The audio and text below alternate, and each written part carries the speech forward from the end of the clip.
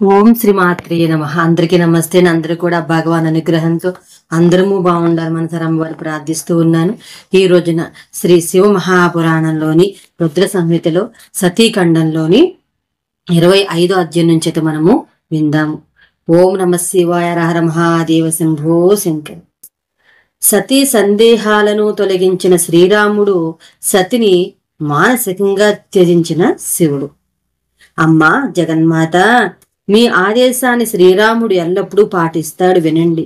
ప్రాచీన కాలంలో ఒకప్పుడు సర్వశ్రేష్టమైన భగవానుడు శివుడు తన పరమాత్మ ధామానికి విశ్వకర్మను పిలిపించి అతనిచే తన గోశాలలో ఒక రమణీయ మహాభవనాన్ని నిర్మింపజేశాడు.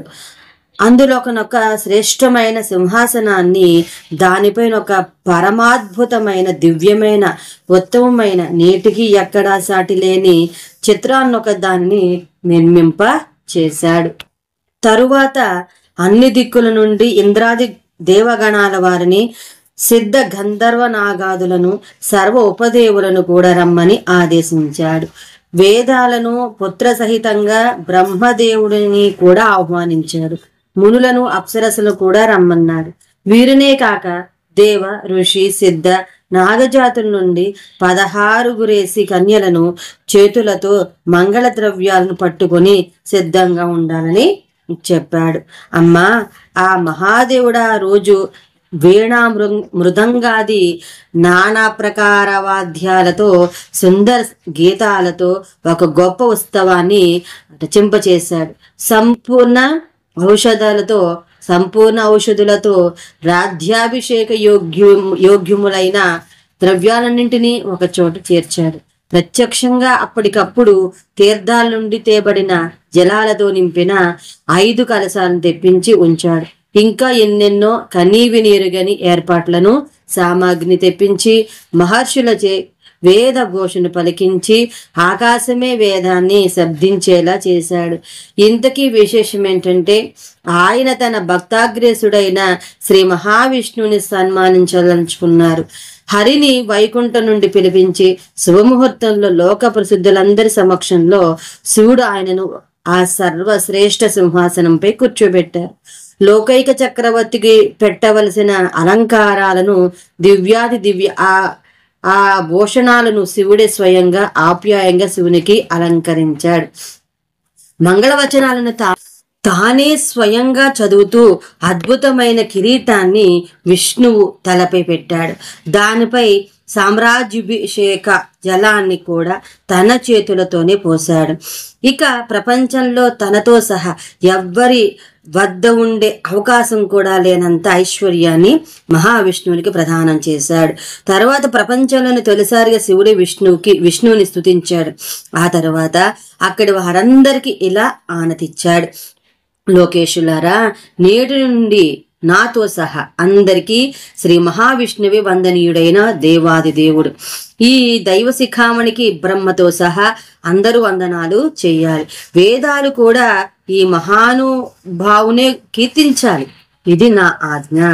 మహాదేవి, శివుని పట్ల అందరికన్నా ఎక్కువ భక్తి ప్రపత్తులు కలవాడు విష్ణువే.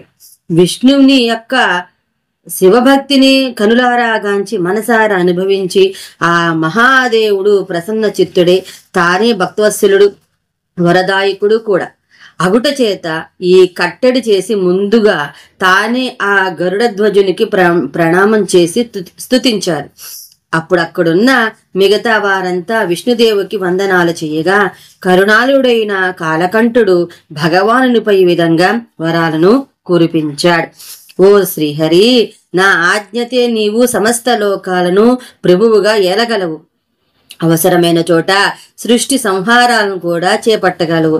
ధర్మార్థ కామాలు నేను ఆశ్రయించిన నాడు సత్ఫలములనీయగలవు. నీవు మోక్ష ప్రదాతవు కూడా నీవు కాగలవు.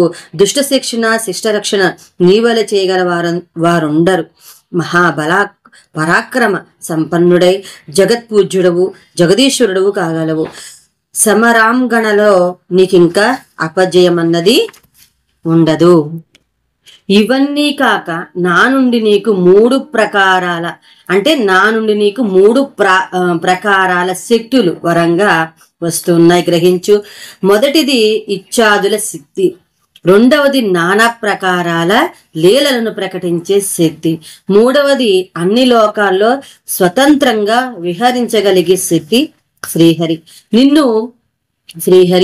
నిన్ను ద్వేషించేవారు నా చేత దండింపబడతారు.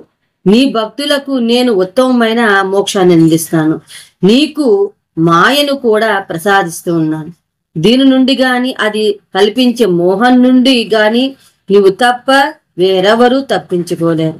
మొత్తం ప్రపంచాన్ని జడంగా మార్చే శక్తి దీని ద్వారా నీకు సంక్రమిస్తుంది. నా కుడి భుజం నుండి వచ్చిన బ్రహ్మ నిజానికి నీ నుండి సృష్టింపబడిన వాడే. నీవి సింహాసనము నుండి విశేష రూపంలో జగములన్నింటినీ పరిపాలించు. నానా ప్రకారాల లీలా అవతారాలతో, అంశావతారాలతో సత్యాన్ని, ధర్మాన్ని నిత్యము రక్షించే శక్తి నీకు మాత్రమే ఉంది. నా చిన్మయ ధామంలో నీ కోసం నిర్మింపబడి ఇకపై నీ దివ్యధామంగా వెలగొందుబోయే ఈ సర్వోన్నత స్థానమికపై గోలోకమే అనే పేరిట అన్ని యుగాల్లో సర్వ జగత్ ప్రసిద్ధమవుతుంది. భూలోకంలో నీవు ఎత్తబోయే అవతారాలు నాతో సహా అందరికీ పూజారులు కాగలవు. నేను కూడా వాటిని దర్శించినప్పుడు ప్రణామం చేసి వినయంగా వైదొలుగుతాను. నేను అయోధ్యాపతి దశరథ మహారాజు పెద్ద కొడుకును. నా పేరు రాముడు. ఆయన మాట మేరకే మునివేషధారినై వనవాసిగా జీవిస్తూ ఇక్కడున్నాను. నా భార్యనెవరో అపహరించారు. ఆమెను అన్వేషిస్తూ ఉండగా అనుకోకుండా అపురూపమైన మీ దర్శన భాగ్యం లభించింది. స్వామి అనుగ్రహం ఉన్నప్పుడు ఆయన పాదాలకు ప్రణమిల్లే అదృష్టం కూడా పడుతుంది. మీ దంపతుల ఆశీర్వాదం వల్ల నేను నిశ్చయంగా రాక్షస సంహారం చేసి సీతను తెచ్చుకోగలను. మీరెవరిని దయతలచి దర్శన భాగ్యాన్ని అనుగ్రహిస్తారో వారు ఆ జాతి కల్లా ఉత్తములు, ధన్యులు, శ్రేష్ఠులు కాగలరు. ఇలా ఎన్నో విధాల శివానీలను స్తుతించి సతీదేవికి మరలా ప్రణామం చేసి ఆమె అనుమతినే ఆశీర్వాదంగా గ్రహించి శ్రీరాముడు సీతను వెతుక్కుంటూ వెళ్ళాడు. పవిత్ర హృదయుడు మర్యాద పురుషోత్తముడునగు రాముడి విధంగా చెప్పి వెళ్ళిన వెనుక సతీదేవి ఆ శివభక్తి పరాయణుని తన మనసులోని ప్రశంసిస్తూ ప్రసన్నమై వెనుదిరిగింది. వెంటనే తను చేసిన పని గుర్తుకొచ్చి మనసంతా శోకంతో నిండిపోయింది. తాను మహేశ్వరునినే నమ్మలేకపోయానని, శ్రీరామునంతటి వానినే కుసిత బుద్ధితో పరీక్షింపబోయానని పరిపరివేదాల తనను తాను నిందించుకుంటూ పశ్చాత్తాపపడుతూ పరమశివునికి తన ముఖాన్ని చూపించడానికి సిగ్గుపడుతూ ఆయనను చేరి ఆయన పాదాలపై ప్రణామం చేస్తూ పడిపోయింది. శివుడు వెంటనే ఆమెను లేవనెత్తి కుశల ప్రశ్నలు వేసి ఓదార్పుగా మాట్లాడుగాని మానసికంగా ఆమెను చిరించాడు. ఆ మాటను పైకి చెప్పకుండా ఆమెను ఆహ్లాదపరుస్తూ ఎన్నో కథలను చెప్పాడు. ఈ త్యజించుట తాత్కాలికం, సతీశివుల ప్రేమబంధం శాశ్వతం. 25వ అధ్యాయము సమాప్తం. వాగర్త వివ సంపృక్తౌ సదాకల సతీ శివౌ తయో వియోగో సంభావ్య సంభవేదిచ్ఛయో తయోహో. తర్వాత మనము 26వ అధ్యాయం అయితే విందాం. దక్షుని అహంకారం, శివుని తందిని శపించుట, నందీశ్వరుని పరమేశ్వరుడు ఓదార్చుట. మహాముని, ప్రాచీన కాలంలో ఒకప్పుడు మహాత్ములైన మునులందరూ ప్రయాగులో గొప్ప సమ్మేళనం జరిపారు. అక్కడ వారంతా కలిసి ఒక యజ్ఞం చేశారు. దానిని సనకాదులు, సిద్ధులు, దేవర్షులు, ప్రజాపతులు, దేవతలు, బ్రహ్మజ్ఞానులు అందరూ చూడవచ్చారు. నేను అంటే బ్రహ్మ సనాతుడు బ్రహ్మ నారద సంవాదాన్ని యథాతథంగా సౌనకాది మహామునులకు చెప్తూ ఉన్నాడు. కాబట్టి నేను అంటే బ్రహ్మ అని భావించాలి కూడా. మహాతేజో రూపాలు ధరించిన నిగమ ఆగమాది పరివారంతో వెళ్ళాను. ఎన్నో రకాల ఉత్సవాలు వంక జరుగుతూ ఉండగా నానా శాస్త్ర సంబంధితాలైన జ్ఞాన చర్చలు మరొక వంక శ్రోతలకు జ్ఞానామృతాన్ని ప్రసాదించసాగాయి. ఆ సమయంలో అక్కడి సతీ సమేతుడై పారిషదులు కొలుస్తూ ఉండగా అందరికీ స్వామి అయిన పరమేశ్వరుడు ఇచ్చేశాడు. అందరము సంభ్రమంగా లేచి నిలబడి ఆయనకు ప్రణామాలు అర్పించుకుని స్తుతించాం. ఆయాచితంగా ఆ మహాదేవుని దర్శనము లభించినందుకు బ్రహ్మానంద భరితులయ్యాం. ఆయన అనుమతితో తిరిగి ఆసీనులమై ఉన్నాము. అంతటా ప్రజాపతులకి పతియు మహాతేజస్యోగు దక్ష ప్రజాపతి అక్కడికి వచ్చి నాకు ప్రణామం చేసి కూర్చున్నాడు. అతడు అప్పటికే సమస్త బ్రహ్మాండాధిపతిగా వెలుగుతున్నాడు. అందరూ అతనిని గౌరవించేవారు. అతనికి వారేమో కూడా అందరూ లేచి నిలబడి అతనికి నమస్కరించి అతని అనుమతితోనే మరలా ఆసనులయ్యారు. ఎక్కడికి వెళ్ళినా అతనికి ఇలాంటి సన్మాన గౌరవ భయభక్త్యాదులు తన పట్ల సర్వజనులకు ఉన్నట్లు తెల్లమవుతుండడంతో దక్షునికి అహంకారం పెరిగిపోయింది. తన కన్నా గొప్పవాడిగా లేడనే పొగరు అతనిని తలమునకలుగా తామసంలో పడవేసింది. ఇక్కడ అతని అహం దెబ్బతింది. దక్షుడు యాగశాలలో ప్రవేశించగానే అంతా లేచి నిలబడి నమస్కరించారు. కానీ అందరికీ స్వామి లీలా విహారి స్వతంత్ర సంచారియగు మహాశివుడట్లు చేయలేదు. కనీసం తల వంచి తనను గుర్తించినట్లు పలకరింపుగా నవ్వైనా నవ్వలేదు. దక్షుడు బహు అప్రసన్నుడైపోయాడు.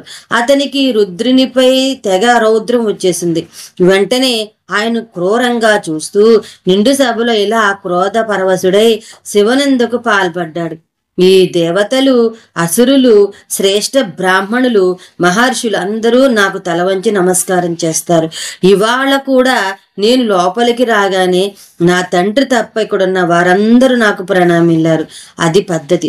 మరి అటుపక్క ప్రేతాలచే పిశాచాలచే పరివేష్టింపబడి ఒకడు కనిపిస్తూ ఉన్నాడు. దుష్టుడై అజ్ఞాని కూడా అయిన మనిషిలాగా అలాగే కూర్చుని నాకు ప్రమాణం చేయకపోవడానికి కారణమేమిటి? శ్మశానంలో సిగ్గు లేకుండా తిరిగే ఈ వ్యక్తికి నా స్థాయి తెలిసినట్టు లేదు. భూతాలతో పిశాచాలతో ఆనందంగా మదించిపోయి తిరిగే వానికి శాస్త్రీయ పద్ధతులు సంప్రదాయాలు ఎలా తెలుస్తాయి? ఇతడు వాటిని అవహేళన చేసి బతుకే రకమేమో. వీని చుట్టూ ఉండేవారు, వీనితో కలిసిమెలిసి తిరిగేవారు పాఖండులు, దుష్టులు, పాపచారులు, బ్రాహ్మణ నిందకులు, శ్రీలోలుడై తిరిగే వీనికి రతిక్రీడలో తప్ప మరెందులోనూ ఆసక్తి గాని ప్రావీణ్యం గాని లేవు. ఈ మర్యాదహీనుని ఈ క్షణమే ఈ యాగం నుండి బహిష్కరిస్తున్నాను. వాణ్ణి తగలివేయండి. నారదా, దినరాజు దివికెక్కి వెలుగుతూ ఉన్న గుడ్ల గోపది గుడ్డి బతుకేమైనట్లుగా నాకు పుత్రుడు ఈ నీ అంతటి వానికి సోదరుడు. బ్రహ్మజ్ఞాన సంపన్నుడగు దక్షుని చీకటి కమ్మేసింది. శివమాయ ప్రభావన అతనిలోని జ్ఞాన సూర్యాస్తమించాడు. ఉత్తమ వర్ణాలలో దేనికి చెందకుండా, శ్మశానం వేడకుండా, యజ్ఞభాగం అందకుండా పూజార్హతను కోల్పోవాలని శివుని శపించాడు. దక్షుని కడ్డుపడుటకు సాహసించలేక శివనిందను వినడానికి ఇచ్చగించలేక ఎవరిని ఏమి అనలేక తమలో తాము గుసగుసలాడుకోసాగారు. శివుని తర్వాత కైలాసంలంతటి వాడు శివుడే లోకముగా జీవించేవాడు నగు నందీశుడు మాత్రం కోపం పట్టలేక ఎర్రబార నేత్రాలతో దక్షుని చూస్తూ లేచి నిలబడి మేఘగర్జన వంటి గొంతుతో ఇలా అన్నాడు. మూర్ఖుడా దక్ష, బ్రహ్మపుత్రుడవై ప్రజాపతివై వెలిగిపోతూ ఉన్న నీకు నీ మహాభాగ్యమంత మహేశ్వర కృపాకటాక్షరబ్దమని తెలియకపోవడం వింతల్లోకెల్లా వింత. ఆయన కాళ్ళు పట్టుకుని కడిగిన నీవా ఆయనను యజ్ఞ బహిష్కృతిని చేయనది? ఆయన స్మరణ మాత్రముననే ఎంతటి యజ్ఞమైనా సఫలం కాగలవు. తీర్థాలకు ప్రావిత్యము, దేవతలకు దైవత్వము అయిన చలువ వలనే అబ్బినవి. బ్రాహ్మణ జాతికి చాపల్యం ఎక్కువని నిరూపించావు కదా. నిన్నేం చేసినా పాపము లేదు. సభ ముగయిపోయింది. ఎవరు నోరు మెదపడానికి సాహసించలేకపోయినా మోర్కొత్త బలం వల్ల పరమ దుస్సాహిగా మారిన దక్షుడు నోరెత్తుడియేగాక మొత్తం రుద్రగణాలనే శపిస్తూ ఇలా అన్నాడు. ఓరి నంది, వీని సంగడి కాండ్రైన రుద్రగణములారా, మీరంతా వేదము నుండి బహిష్కృతులైపోవాలిగాక వైదిక మార్గభ్రష్టులై మహర్షుల చేత పరిచింపబడతారు. పాఖండవాదులతో కలిసిపోతారు. తల మీద సంప్రదాయ విరుద్ధులైన జటలను ఒంటి నిండా కాటి బూడిదను పులుముకొని అస్థికలని అలంకారాలుగా ధరించి తాగుబోతులైపోతారు. తననే కాక మొత్తం శివ పార్షాదులందరినీ శపించిన దక్షునిపై, అతని బ్రాహ్మణ జాతిపై నందీశ్వరుడు మిక్కిలి కోపించి అప్పటికే శివునికి వ్యతిరేకంగా గుసగుసలాడుతూ బ్రాహ్మణులను కూడగట్టుకున్న భృగువుని కూడా అగ్నిని వర్షిస్తున్న కన్నులతో గాంచి మరలా దక్షుడిని సంబోధించి ఇలా మొత్తం అతని జాతిని శపిస్తూ పలికాడు. అలవిమీరిన అహంకారంతో పెచ్చరిల్లిపోయి మర్యాదనతిక్రమించి స్థాయిని మరచి ఒక చిన్న ప్రజాపతివైన నీవు విశ్వపతి అయిన శివుడినే దూషించావు. నీకు బుద్ధి చెప్పవలసింది పోయి భృగువు వంటి బ్రాహ్మడు నీకు వత్తాసు పలకడానికి సిద్ధపడేటంత నైత్యానికి పాల్పడుతూ ఉన్నారు. భగవంతుడైన మహాదేవునినే ధిక్కరించిన నిన్ను ఇక్కడున్న కొందరు దుష్ట బ్రాహ్మణులను తరాల దాకా తగిలేటట్టుగా రుద్ర తేజ ప్రభావమున నేను శపిస్తూ ఉన్నాను, అనుభవించండి. నీ వంటి బ్రాహ్మణులు వేదమును చదివి కూడా దానిని వాదానికే వాడుకుని సత్యమైన వేద తత్వజ్ఞాన శూన్యులగుదురుగాక కర్మఫలాన్ని ప్రశంసిస్తూ ఆ కర్మకే దూరమవుతారు. సదా భోగాలలోనే చిక్కుకున్న మనసు గలవారై స్వర్గమే అన్ని పురుషార్థాల ఫలమనుకునే స్థాయికి దిగజారిపోతారు. ఇలా మోక్షానికి ద్రోహం చేసి క్రోధ లోభ మదాలకు లోనై చివరికి సిగ్గు లజ్జ లేకుండా అడుక్కునే జాతిగా పేరు పడిపోతారు. శూద్రుల కోసం యజ్ఞాలు చేయించి దరిద్రులైపోతారు. దానం పట్టడం తప్ప మరో ఆలోచనే రాని మూడులవుతారు. దూషితములైన దానాన్ని గ్రహించి నరకానికి పోతారు. చెప్పవలసిన విద్యను చెప్పడం మానేసి బ్రహ్మరాక్షసులై పోతారు. పరమేశ్వరుడు ప్రాణులందరికీ పరమపదము గమ్యమునుగు మహాదేవుని ఎవరో సామాన్య వ్యక్తిగా భావించి ఇంతకు తెగించిన ఈ దక్షుడు తత్వజ్ఞాన శూన్యుడై నశిస్తాడు. జగస్వామికి ద్రోహం తలపెట్టిన ఈ ప్రజాపతికి కామవాసనతో నిండిన కపట గృహస్థ శ్రమ ధర్మమే మిగులుతుంది. ఇతనికి ఆనందదాయకమైన సుఖము నశించాలిగాక ఈ దక్షుడును అస్తార్థక నామకుడు ఆత్మజ్ఞానము నశించగా పశువైపోవాలిగాక ఇది అతని కాలంలోనే జరగాలిగాక. ఇలా తపస్సంపన్నులే తమ బాధ్యతను మరచి సాపాయుధులు యుద్ధానికి పూనుకుంటే సామాన్య ఆహాకారాలు సరిపోట తప్ప చేయగలిగినదేముంది? ఆయన నేను దక్షుని భృగువని ఇతర బ్రాహ్మణులను మందలించాను. శివుడు అట్టి సమయంలో కూడా సంయమనం కోల్పోకుండా నవ్వుచూనే నందికి నయమగు వాకులతో కోపం వలదని నత్త చెప్పాడు. ఇలా వస్తా నందీశ్వర, పరమజ్ఞానివై నా గణాలన్నింటికి గురుస్థానంలో నిలిచి ఉన్న నువ్వే కోపము చీకటి కోపమనే సూక్తిని మరచి దానికి లోబడిపోతే ఎలా? దక్షుడు నిన్ను శపించేశాడని భ్రమపడి మొత్తం బ్రాహ్మణ జాతిని శపించడం వ్యర్థం. నాకు ఎవరి శాపమూతగలదని తెలియక అనవసరంగా ఆవేశపడుతూ ఉన్నాం. బ్రాహ్మణులు మహానుభావుడులు ఎక్కువ, వారిలో వేద విజ్ఞానుల సంఖ్య మొక్కుటము. వేద విజ్ఞానుల సంఖ్య మికుటం. వేదం మంత్రాక్షరమయం, సూక్తం సూక్త సంయుక్తం. ప్రతి వైదిక పదంలోనూ ఆత్మ పరమాత్మల అస్తిత్వం ఉంది. కాబట్టి వేదంతో సంబంధం ఉన్న ఏ బ్రాహ్మణునికి నాకు వలనే ఏ శాపము తగలదు. నీ బుద్ధిని నా పట్ల నీకున్న ప్రేమ, దక్షునిపై పెళ్లిబికిన కోపము కలిసి కబళించేశాయి. గాని ఒకప్పుడు సనకాది మహాత్ములకే తత్వజ్ఞానోపదేశించిన నీకు ఈ క్రోధనలాన్ని ఆర్పుకోవడమేక లెక్క కాదు. శాంతించు నారదా. శివుడే యజ్ఞస్వరూపుడు. అందులోని అగ్ని ఆయనే, దానిలోబడే ఉపకరణాలు ఆయనే, వాటిని వేసే యజమాని ఆయనే, వానికి అందే ఫలము ఆయనే. అలాంటి యజ్ఞాంతర్యామిని సర్వాంతర్యామిని ఒకడు శపించగలడా? యజ్ఞం ముగిసే లోపలే క్రుద్రుడైన దక్షుడు విడలిపోయి నా మర్యాదకు మారు పేరైన మహేశ్వరుడు యజ్ఞం పూర్తయ్యాక పూర్తయినాక ఏమీ జరగనట్టుగా ప్రశాంతంగా తన పార్షాదులతో కలిసి చిరునవ్వు చెదరకుండా కైలాసానికి మరలాడు. ఇక్కడ దక్షుడు ఇంటికి వచ్చిన శివుడు తను పలుకరించలేదని, నంది తనను తెగనాడినాడని తన మనసు తానే గాయపరుచుకుని ఆ గాయాన్ని తానే అహంకారం అనే కత్తితో పొడుచుకుంటూ ఎలాగోలా శివుని అవమానించాలని ఆలోచింపసాగారు. చివరికి ఒకే ఒక పద్ధతిలో శివద్రోహాన్ని చేయ సమకట్టాడు. 26వ అధ్యాయము సమాప్తము. 27వ అధ్యాయము దక్షయజ్ఞం నిరీశ్వర యాగమని శివభక్తుల నిష్క్రమణ. నారద, దక్షుడొక గొప్ప యజ్ఞాన్ని చెయ్య సంకల్పించాడు. అన్ని విధాల అతి పెద్దదైన యజ్ఞంగా ఇది చరిత్రలో నిలిచిపోవాలన్న కోరికతో ఏర్పాటు చేశాడు.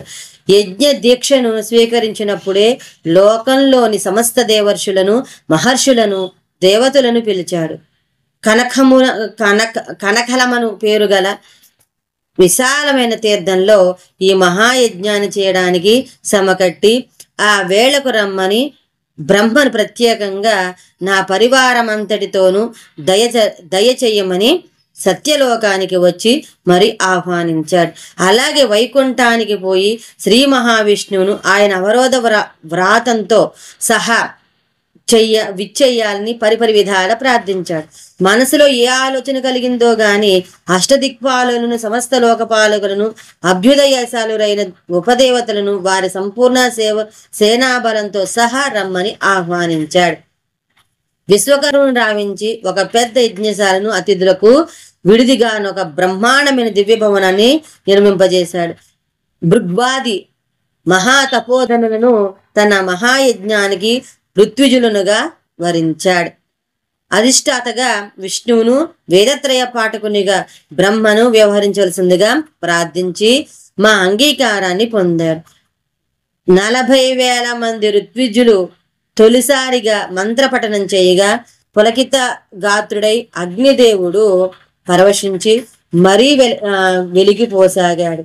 దక్షిణ యజ్ఞం అద్భుతంగా ప్రారంభమైంది. ఆ రోజు అక్కడ లేనివారు లేరు. ఒక కుటుంబం తప్ప ప్రపంచమంతా తాను ఇళ్లను వదిలి దక్షయజ్ఞంలో పాలు పంచుకోవడానికి కనకల క్షేత్రానికి విచ్చేసినట్లుంది. పుత్ర, గుండె నిండా చీకటి పెరిగిపోయి ఉన్నవారింటిలో ఎందరో సూర్యులు ఉదయించిన, ఎన్ని యజ్ఞ హోమ జ్వాలు ప్రకాశించిన ఫలితం ఉండదు. దుష్టాత్ముడా, దుహరాంకారి దక్షుడు ఇంతటి గొప్ప యజ్ఞాన్ని శివుని వేరు చేసి చూపడానికే చేస్తున్నాడేమో అన్నట్లుగా బయటి ప్రపంచానికి సాక్షాత్తు భగవంతుడు ఇంటికి స్వయాన అల్లుడు అయిన ఆదిదేవుడు పరమేశ్వరుని ఆహ్వానించడం మానేశాడు. పైగా కపాలంతో తిండి తినేవాడికి యజ్ఞ మంత్రణం ఎలా? సతీ నా కూతురి అయిన కపాలి భార్య కాబట్టి యజ్ఞాన్ని చూసే అర్హత ఆమెకు లేదు అంటూ నోటికొచ్చినట్లు వాగేశాడు. యజ్ఞం ప్రారంభమైంది. అక్కడ శంకర భగవానులు కనబడలేదు. శివభక్తులనిది బాధించింది. ముఖ్యంగా అత్యంత లబ్ధ ప్రతిష్ఠుడు తపోధనుడగు మహర్షి దదీచి ఉద్విగ్ధుడై ఇలా అన్నాడు. ప్రముఖ దేవతలారా, మహర్షులారా, ఒకసారి నా మాటలు ఆలకించండి. ఈ యజ్ఞ మహోత్సవానికి భగవంతుడైన శంకరుడు రాలేదు, గమనించారా? ఇంతమంది వచ్చిన వీరిలో దేవేశ్వరులు, గొప్ప గొప్ప మునులు, అడవిని దాటి అడుగు పెట్టని ఎప్పుడో గాని ఎవరికీ దర్శనాన్ని అనుగ్రహించిన మహర్షి పుంగవులు, దేవగణాలు ఎందరో ఉన్న పరమేశ్వరుడు లేని ఉత్సవానికి పుణ్యకార్యానికైనా పరిపూర్తి కాగలదు. మంగళమయుడైన మహేశ్వరుని కృపాదృష్టి వలన జగత్తులో ఎవరికైనా ఎక్కడైనా మంగళకరమైనవి లభిస్తాయి. అంతటి మహత్తుగల దేవాది దేవుని, పురాణ పురుషుని, వృషభధ్వజుని, శ్రీ నీలకంఠుని పరమేశ్వరుని దర్శనం చేసుకుని ఎప్పుడు ఎంతట పులకించిపోదామా అని పరుగు పరుగున మేమంతా వస్తే మా స్వామి అక్కడ కనిపించలేదేమి అని బాధను వెల్లడిస్తూ దక్షిణ వైపు తిరిగి సూటిగా నిర్భయంగా అతన్ని అడిగేశాడు దదీచి. ఇలా దక్ష, పరమశివుని పదార్పణచే ఈ యజ్ఞవాటిక పవిత్రం కావడం అత్యంత ఆవశ్యకం. ఆయన సంపర్కం వల్ల, ఆయన 15 కన్నుల్లో పడటం వల్ల పచ్చి అమంగళ స్థలాలు కూడా అత్యంత మంగళదాయక స్థానాలైపోతాయి. నీవే స్వయంగా వెళ్ళి ఆ లోకేశ్వరుని తోడుకుని రావడం మిక్కిలి సముచితం. భగవానులైన విష్ణుదేవులు, సృష్టికర్త బ్రహ్మదేవుడు, లోకపాలురు, ఇంద్రాదులు, బ్రాహ్మణులు, సిద్ధులు వీరంతా కలిసికట్టుకు ఎంత ప్రయత్నమైనా చేసి పరమేశ్వరుని యజ్ఞానికించేలా చేయాలి. ఇదే కాదు, ఏ యజ్ఞమైనా ఆయన ఆశీస్సు గాని పదార్పణ గాని లేనిదే పూర్తి కాదు. జగదంబతో కూడిన జగదీశ్వరుడు వస్తే చాలు, ఏ కారణమైన పుణ్యమయమవుతుంది. దక్ష, నేను నిజమే చెప్తున్నాను, ఆ స్వామి లేకుంటే కాదు. ఆ సంగతి చూడు. మూఢమతి మూర్ఖ హృదయుడగు దక్షుడు వెటకారంగా నవ్వి, ఏం తక్కువైపోయింది సోదరా, ఇక్కడ విష్ణు భగవానుడు సంపూర్ణంగా దేవతలందరికీ మూల పురుషుడు. ఆయనలోని సనాతన ధర్మం అంతా ప్రతిష్ఠితమై ఉంది. ఆయనను ఆహ్వానించాను, ఆయన వచ్చి కూర్చున్నాడు. అంతకన్నా ఏం కావాలి మనకి? ఆయన వస్తే వేద యజ్ఞ ధర్మ సంబంధి కర్మలన్నీ సఫలమవుతాయి. లోక పితామహుడు సృష్టికర్తయగు బ్రహ్మదేవుని సత్యంలోకను సాధారణంగా గుణవచ్చాం. ఆయనతో బాటే వేదాలు, ఉపనిషత్తులు, వివిధాగమాలు ఆకృతిని ధరించి వేంచేశాయి. దేవగణాలింట్లో కలిసి స్వయంగా దేవరాజైన ఇంద్రుడే తన శుభాగమనం ద్వారా ఈ యుగాన్ని మనను గౌరవపాత్రలను భావించాడు. నిష్కాములు, నిష్పాపులు యజ్ఞంలో గౌరవాన్ని పొందుటకు అర్హులు, యోగ్యులు, శాంతులు, సుపాత్రులు, వేదార్థ తత్వ విధులు, దృఢ వ్రత పాలకులకు దేవర్షులు మన ఆహ్వానాన్ని మన్నించి వచ్చి ఈ వేదికను వెలుగుల మయం చేశారు. దదీచి అందరినీ మించి స్వయంగా నీవే నా మీది ప్రేమతో ఇక్కడికి వచ్చి అందరి వందనాలు అందుకుంటున్నా.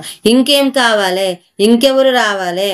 రుద్రుడా, దదీచి ఏదో నా పితృవర్యులు, సృష్టికర్త, సమస్త వైదిక బ్రాహ్మణాధినేతయగు ఈ బ్రహ్మదేవుని నా మాటను కొట్టివేయలేక ఆ శివునికి పిల్లనిచ్చి పెళ్లి చేశాను గాని అప్పటికతి గూర్చి నాకేమీ తెలీదు. ఇప్పుడు తెలిసింది.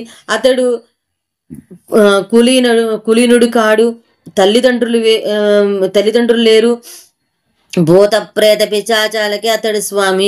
ఒంటరివాడు, ఆత్మ ప్రశంసకుడు, మూఢుడు, జడుడు, ఈర్ష్యాళువు, మాట తీరు తెలియక మౌనంగా బతికేశాడు. ఆయన ఆ శివుని ఏదో నా అల్లుడు కాబట్టి అతనికి ఎటువంటి అర్హత లేకున్నా ఇక్కడికి సాదరంగా రప్పించి నా యజ్ఞం నేనే అపవిత్రం చేసుకోలేను.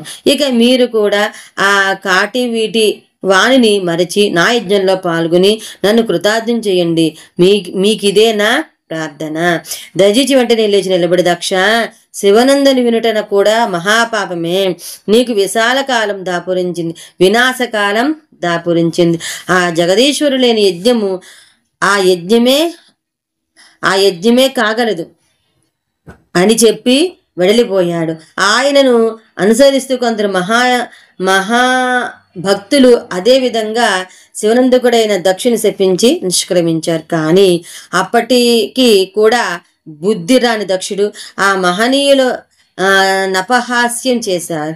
ఇలా దదీచిని నేను అనవసరంగా తెగ గౌరవించేశాను. వీడు పేరుకే బ్రాహ్మణుడు, వీనితో పాటు పోయిన వారు అలాంటి వారే. ఇది మన మంచికే వచ్చింది.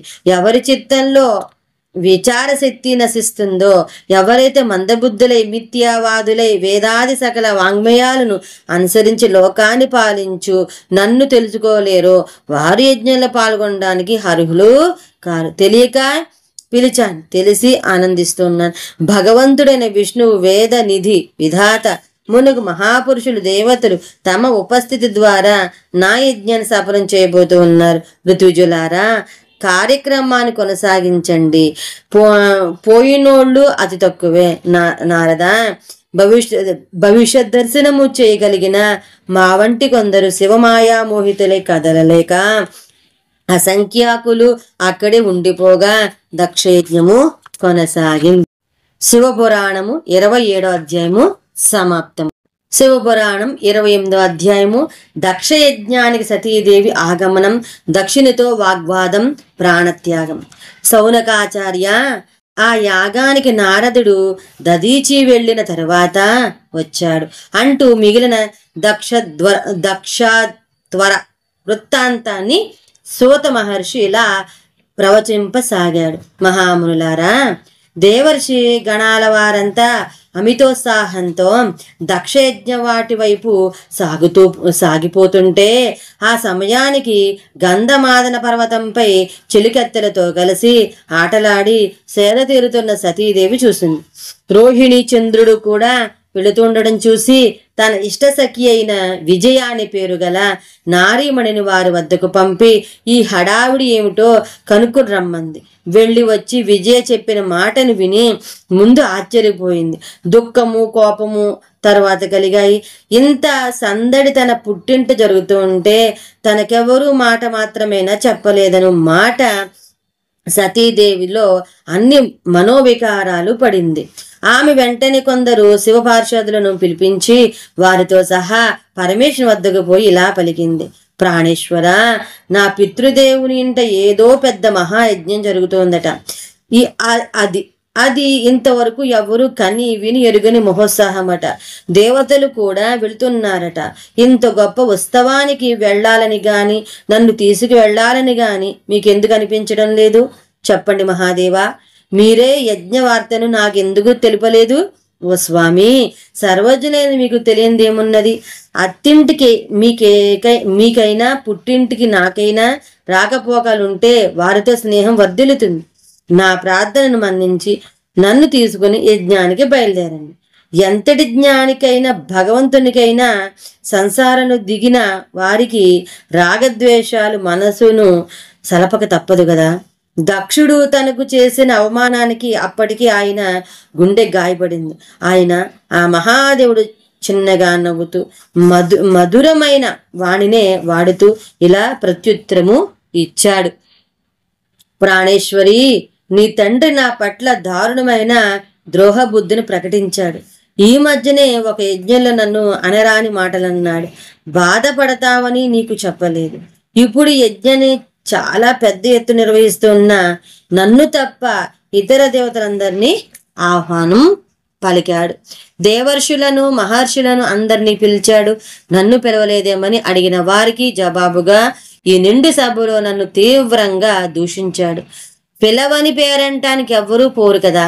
ఇంత జరిగాక నేను గాని నువ్వు గాని వెళ్ళడం మృత్యువు కంటే కూడా కష్టదాయకం కాగలదు. ఈ విషయాన్ని వినగానే సతీదేవి ముందుగా మానపడిపోయింది. కొద్ది క్షణాల్లో తేరుకొని రాగవేశ్యాలు తనను పెనవేయగా కనుల వెంట విస్ఫులింగాలు రాలుస్తూ ఇలా చెప్పింది. ప్రాణేశ్వర, నన్ను క్షమించండి. విషయం సరిగా తెలుసుకోకుండా మీ అంతటి మహోన్నతునిలో కటువుగా మాట్లాడాను. నా తండ్రి ఇంతటి దుర్మాత్ముడా? మీరు సర్వలోకేశ్వరులు. మీ ప్రసక్తి లేనిదే ఏ దైవకార్యము పనికిరాదు. అంతటి మహాయజ్ఞం చేసేవానికి అది మీరు లేనిదే ఫలించదని తెలియకపోవడం వింతగా ఉంది. అతని అధికారము అహంకారము అతని అజ్ఞాన తిమిరల్లో ముంచేశాయి. సరే, ఇతరుల బుద్ధి ఏమైంది? వారి ఆలోచన ఎలా ఉంది? దేవతలు, జ్ఞానులు, మహర్షులు, దేవర్షులు అక్కడేం చేస్తున్నారు? వారికి తెలియదా మిమ్మల్ని పిలిపించాలని లేదా ఆ యాగాన్ని వదిలించుకోవాలని? ప్రభు, నాకు అనుజ్ఞను ఇవ్వండి. నేనా యజ్ఞానికి పోయి నా తండ్రి సంగతేదో ఇతరుల యోచనలేవో ఒకమారు చూస్తాను. పరమేశ్వరుడు వద్దు అన్నాడు. అసలు ప్రయత్నమే మంచిది కాదన్నాడు. ఇది మృత్యువు నీడలో జరుగుతున్న యజ్ఞమని కూడా చెప్పాడు. అయినా ఆమె వినిపించుకోలేదు. పదే పదే మరి బ్రతిమాలడంతో చివరికి సరే సతీదేవి వెళ్ళు, సుసజ్జితమైన నందివాహనంపై ఒక మహారాణిలాగా దర్జాగా దర్పంగా వెళ్ళు. రాజోపచారాలతో బహుసంఖ్యాకులైన ప్రమత గణాల వారు నిన్ను తీసుకుపోగలరు అన్నాడు. ఈ విధంగా పతిదేవుని అనుమతి లభించగానే సుందరములైన సొమ్ములు పట్టుకొని తన స్థాయికి తగిన అంబరాజ అలంకారాలతో శోభిస్తూ బయలుదేరిన సతీదేవికి పరమాత్మ అయిన శివుడు సుందర వస్త్రాలతో అలంకారాలతో పరమ ఉజ్వల ఛత్ర చామరాది రాజోచిత ఉపచారాలను చేసి వీడుకొల్పాడు. శివాజ్ఞ మేరకు 60,000 మంది రుద్రగణాల వారు మిక్కిలి ప్రసన్నత, మహోత్సాహం, కుతూహలం ముప్పరుగురగా సతికి తోడు వెళ్ళాడు. రుద్రులు ప్రమతలు చేస్తూ ఉన్న హడావుడి ముల్లోకాల్లో ప్రతిధ్వనించింది. ఈ విధంగా శివుని అనుమతియే గాని శుభాశిస్సులు లేకుండా సతీదేవి యాత్ర మొదలయ్యింది. సౌనగాది మహామునులారా, దక్షపుత్రి సతి తిన్నగా యజ్ఞశాలకే వెళ్ళింది. ఆ మహాయజ్ఞంలో దేవాసురులు మునీంద్రులు ఎంతో కుతూహలంతో పనులు చేయడం చూసింది. అక్కడ తన తండ్రి ఉండే చోటుకి వెళ్ళింది. నంది వాహనంపై నుండి ద్వారం వద్ద దిగి సూటిగా ఒంటరిగా లోపలికి పోతూ ఉన్న ఆమెను దూరం నుండి చూసిన తల్లి అసిక్ని సోదరిమణులు పరుగున వచ్చి ఆమెను కౌగులించుకుని సాదరంగా స్వాగత సత్కారాలు చేశారు. కానీ దక్షుడు మాత్రం ఆమెను పలకరించలేదు. చూసి చూడనట్లు ఊరుకున్నాడు. శివమాయామోహితులైపోయి ఆ యజ్ఞశాలనున్న ఇతరులెవ్వరూ బంధువులతో సహా సతిని పలకరించలేదు. ఈ తిరస్కారానాశ్చర్యాన్ని పడుతూనే సంప్రదాయంలో పెరిగిన సతీదేవి తన తల్లిదండ్రుల పాదాలకు తలను తగిలించి నమస్కరించి తల్లి హక్కును చేర్చుకుంది. గాని తండ్రి దక్షుడు తొలగిపోయాడు. మంత్రాల్లో స్తోత్రాల్లో శివ సంబంధమైనవి లేకుండానే యాగం జరుగుతుంది. సతి మిక్కిలిగా అవమానింపబడి ఎర్రబడిన కనులతో తన తండ్రిని దహించేలా చూస్తూ ఇలా పలికింది: దక్ష ప్రజాపతి, మీరు పరమ మంగళకారి సర్వమంగళ స్వరూపుడైన పరమేశ్వరుని యజ్ఞానికి ఎందుకెంత ఆహ్వానించలేదు? ఈ సంపూర్ణ చరాచర జగత్తు ఆయన పాదార్పణ వలనే పవిత్రమవుతుందని, ఆయన స్వయంగా యజ్ఞస్వరూపుడని, యజ్ఞవేత్తల్లో గాని యజ్ఞాంగాల్లో గాని శ్రేష్ఠుడని, సర్వవేద యజ్ఞాలకు యజమానుడని సర్వవేదాలు సకల శాస్త్రాలు ఘోషిస్తూ ఉంటే వేద శాస్త్రవేత్త అయిన మీకా ఘోష వినబడలేదా? వినబడి అర్థం కాలేదా? ఆయన స్మరణ లేని యజ్ఞానికి సిద్ధి కలుగుతుందా? ఆయన లేని ఈ యజ్ఞం పరమ అపవిత్రమని తెలుసుకోండి. మహాశివుడు ఆదిదేవుడు నా భర్త. మీకేదో సామాన్యులా అనిపించి ఆయన పిలవకుండా అంతటి మహానుభావుని భగవానుని ఆదరణకు అవమానానికి గురి చేయగలిగానుకుంటే దాన్ని మించిన భ్రమ గాని మూర్ఖత్వం గాని వేరొకటి ఉండదు. మీ బుద్ధి ఎంతగా భ్రష్టుపడిపోయిందంటే కన్న కూతురిని నన్నే పలకరించడానికి మీకు మనస్కరించలేదు. కన్న తండ్రినైనా చూడకుండా, మిమ్మల్ని మహాపురుషులైనా చూడకుండా ఈ బ్రహ్మాది దేవతలను ధిక్కరించి మాట్లాడే పరిస్థితిని మీరు కల్పించారు. ఎందుకింతటి పాపాన్ని కొడుగట్టారు? మహామునులారా, జగదంబ సతీదేవి మాటకు అక్కడున్న దేవతలు ఋషులు ఎవరూ మారు పలకలేదు. వారి అజ్ఞానం వారిని మౌనం వహించేలా, సతి కోపాన్ని సహించేలా చేసింది. కానీ పరమ అజ్ఞానిగా మారిపోయిన కోపాంధుడు దక్షుడే మాట్లాడాడు. సతీ, ఎందుకు అనవసరంగా అరుస్తావు? నువ్వెంత గోలెట్టినా లాభము లేదు. నీవిక్కడేం పని? ఎందుకు వచ్చావు ఇక్కడికి? నీ పతి అమంగళ రూపుడని ఇక్కడికి విద్వాంసులందరికీ తెలుసు. వానికి మంచి కులీనత వంశం కూడా లేవు.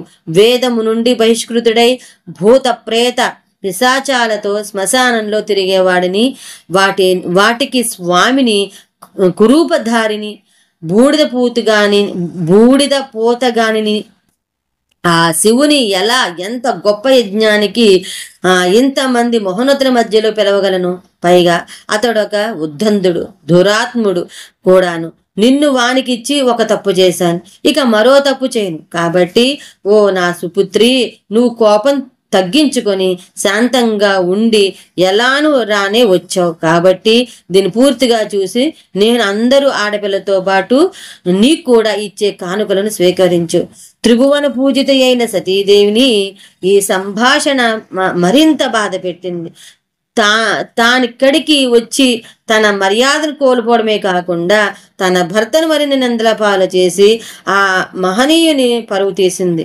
ఈ అవమానిత శరీరాన్ని మోసుకుని ఇక తాను శంకరుని వద్దకు పోలేను.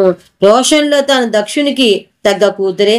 అందుకే ఇలా అంది: యో నిందతిం మహాదేవం, యో నిందతి మహాదేవం నింద్యమానం శ్రోణితివా తావుభై నరకం యాతో యావచంద్ర దివాకరో. శివనిందకు పాల్పడిన వారితో పాటు దానిని విన్నవారు కూడా ఆ చంద్ర తారార్కము నరకంలో కూలిపడి ఉండిపోతారు. కాబట్టి నువ్వెలాగూ మారవు, దాన్ని నాపవు. కాబట్టి నేనే నిష్క్రమిస్తాను. ఈ శరీరంతో కాదు, దీన్ని త్యజించి వెళతాను. నా స్వామి నిందించిన వాణిని ఏమీ చేయలేను. చేయలేని ఈ బ్రతుకు నాకెందుకు? నీకు పుట్టిన ఈ పాపాత్మక శరీరాన్ని అగ్ని ఆహుతి చేసి పునీతాత్మనవుతాను. ఇక్కడున్న శివనిందనను విన్న వారందరికీ ఆ పాప విముక్తికి రెండే మార్గాలు. ఒకటికి ఈ శివనిందకుని నాలుకను పెరికివేయడం, లేదా చెవులు మూసుకుని పారిపోవడం. దక్ష, కొంతలో కొంతైనా అది నీ కూతురుని కాబట్టి నీకు కనువిప్పు కలిగించే ప్రయత్నం చేస్తాను. నేనిక్కడికి వచ్చి నిందకి ఇప్పుడు ఇలా పశ్చాత్తాపడుతున్నాను. నిరీశ్వర యాగం చేయబోతున్నందుకు నువ్వు దానికి 10 తప్పిస్తావు, రోధిస్తావు. పరమశివుడు నిర్వికారుడు. ఆయనకు అప్రియులు గాని శత్రువులు గాని లేరు. ఇప్పటికైనా మించిపోయింది లేదు. ఆయనను ఆహ్వానించి చూడు, నీ పాపాలన్నీ క్షమిస్తాడు. ఆయన నన్ను నీ మీది గౌరవంతో దాక్షాయిణి అని పిలుస్తారు. మరింత వెటకారంగా నవ్వడం తప్పించి దక్షిణలో ఎటువంటి చలనము కానరాకపోవడంతో సతీదేవి మౌనం వహించింది. మనస్సుని అదుపులోకి తెచ్చుకుని దాన్ని పవిత్రంగా ప్రశాంతంగా మార్చుకుంది. తన పతిదేవుని స్మరిస్తూ కొంత తడవు కనులు మూసుకొని నిలబడి తదనంతరం అకస్మాత్తుగా ఉత్తర దిశకు పోయి ఉత్తరాభిముఖి అయి భూమిపై పద్మాసనం వేసుకుని కూర్చుంది. విధిపూర్వకంగా నిర్మల జనంతో ఆచరణం చేసి వస్త్రాన్ని తలపై నుండి కప్పుకొని కనులు మూసుకుని చింతననే చేస్తూ పవిత్ర యోగ స్తంభనం ప్రారంభించింది. స్థిరాసనయై ప్రాణాయామం ద్వారా ప్రాణాపాన వాయువులనొకటిగా చేసి దానిని నాభి చక్రను నిలిపింది. ఉదాహరణ వాయువును బలపూర్వకంగా నాభి చక్రం నుండి పైకి లేపి బుద్ధితో పాటు హృదయంలో నిలిపింది. అటుపిమ్మట ఆ మహాదేవి హృదయస్థితమైన వాయువును కంఠ మార్గం నుండి కనుబొమ్మల మధ్యలోనికి తీసుకుపోయింది. ఈ విధంగా శంకర వల్లభ అనందిత అయిన సతీదేవి తన సంపూర్ణంగాల్లోకి యోగం ద్వారా గాలిని పంపించి అగ్నిని ధారణ చేసిన తరువాత తన పతి పరమేశ్వరుని మాత్రమే మనసులో ఉంచుకుని ఇతరాలన్నింటిపైనను ధ్యాసను త్యాగం చేసి మనసును పూర్తిగా యోగ మార్గంలో శంకర భగవాను చరణాల విందాల వద్ద నిలిపింది. అప్పుడు ఆమె మూసిన కన్నులకు తెరిచిన మనసుకు శివపాదాలు తప్ప ఇంకేమీ కనబడలేదు. వెంటనే అనఘమైన ఆమె శరీరం నేలపై పడిపోగా ఆమె కోరిక మేరకు దానిని తనలో నుండే పుట్టుకొచ్చిన యోగాగ్ని జ్వాలలు చుట్టుముట్టాయి. ఒక్క క్షణంలోనే అక్కడ సతీదేవికి బదులు స్వచ్ఛమై భయానకమై గుండెలను పిండేస్తూ ఒక బూడిద కుప్ప మిగిలింది. ఈ ఆత్మార్పణను చూసి అక్కడి వారంతా పెద్ద పెట్టున ఆహాకారాలు చేశారు. అప్పటిదాకా అదేదో కుటుంబ సమస్యలని అలాంటివి వాటంతట అవే సర్దుకుంటాయని ఎవరూ పట్టించుకోలేదు. గాని ఇలా జరిగిన వెంటనే హరిబ్రహ్మలు తప్ప అంతా గట్టిగా బయటకే మాట్లాడుకోవడం మొదలుపెట్టారు. మహాదేవుని పత్ని మనందరి నిరాధారణను అభిశంసిస్తూ ఆత్మాహుతికి పాల్పడింది. బ్రహ్మపుత్రుడై ప్రముఖ ప్రజాపతి లోకపూజితుడై ఉండి కూడా ఆ దక్షుడంత దుర్మార్గులను కొడగొట్టారు. ఈ జగత్తునందలి ప్రాణులు పితృపాదుడు అపర బ్రహ్మయగు వానింట బుట్టి అన్ని జాగాలకు ఆవలున్న సమున్నత లోకమైన కైలాసమును మెట్టి జగదాధారునికి తగిన పత్నిగా జగదాధార్య రాధ్యగా వెలుగొందుతూ ఉన్న మనస్విని సమస్త సన్మానాలకు హరురాలుగు సతీదేవి అవమానాన్ని తట్టుకోలేక ప్రాణాన్ని బుగ్గిపాలు చేసుకుంది. దీని కారకులైన ఆ దక్షుడు దైవద్రోహి, బ్రాహ్మణ ద్రోహి కూడా. అన్ని లోకాలకు ప్రజాపతి అయిన ఇతడిక అనంతకాలానికి సరిపడు అపయసాన్ని మూట కట్టుకున్నాడు. తన కారణంగానే తన కన్న కూతురు ప్రాణత్యాగం చేస్తున్న అడ్డుకోలేనంత కర్కోటకుడైపోయాడు. ప్రజాభిప్రాయం ఒక వంక ఇలా ప్రకటితమవుతుండగా మరొక వంక సతీసాయంగా వచ్చిన శివపార్షదులతో 20,000 మంది ఆహాకారాలు చేస్తూ తన స్వామిని తాము రక్షించుకోలేకపోయామనే దుఃఖావేశంలో తమ ఆయుధాలను తమ పైనే ప్రయోగించుకుని ప్రాణత్యాగము చేశారు. మిగిలిన 40,000 మంది శివగణాల వారు కన్నుల వెంట అగ్ని వర్షాన్ని కురిపిస్తూ తమ దేవత మృతికి కారకుడైన దక్షుని చంపడానికి ఉద్యుక్తులై అతడిపైకి దుమికారు.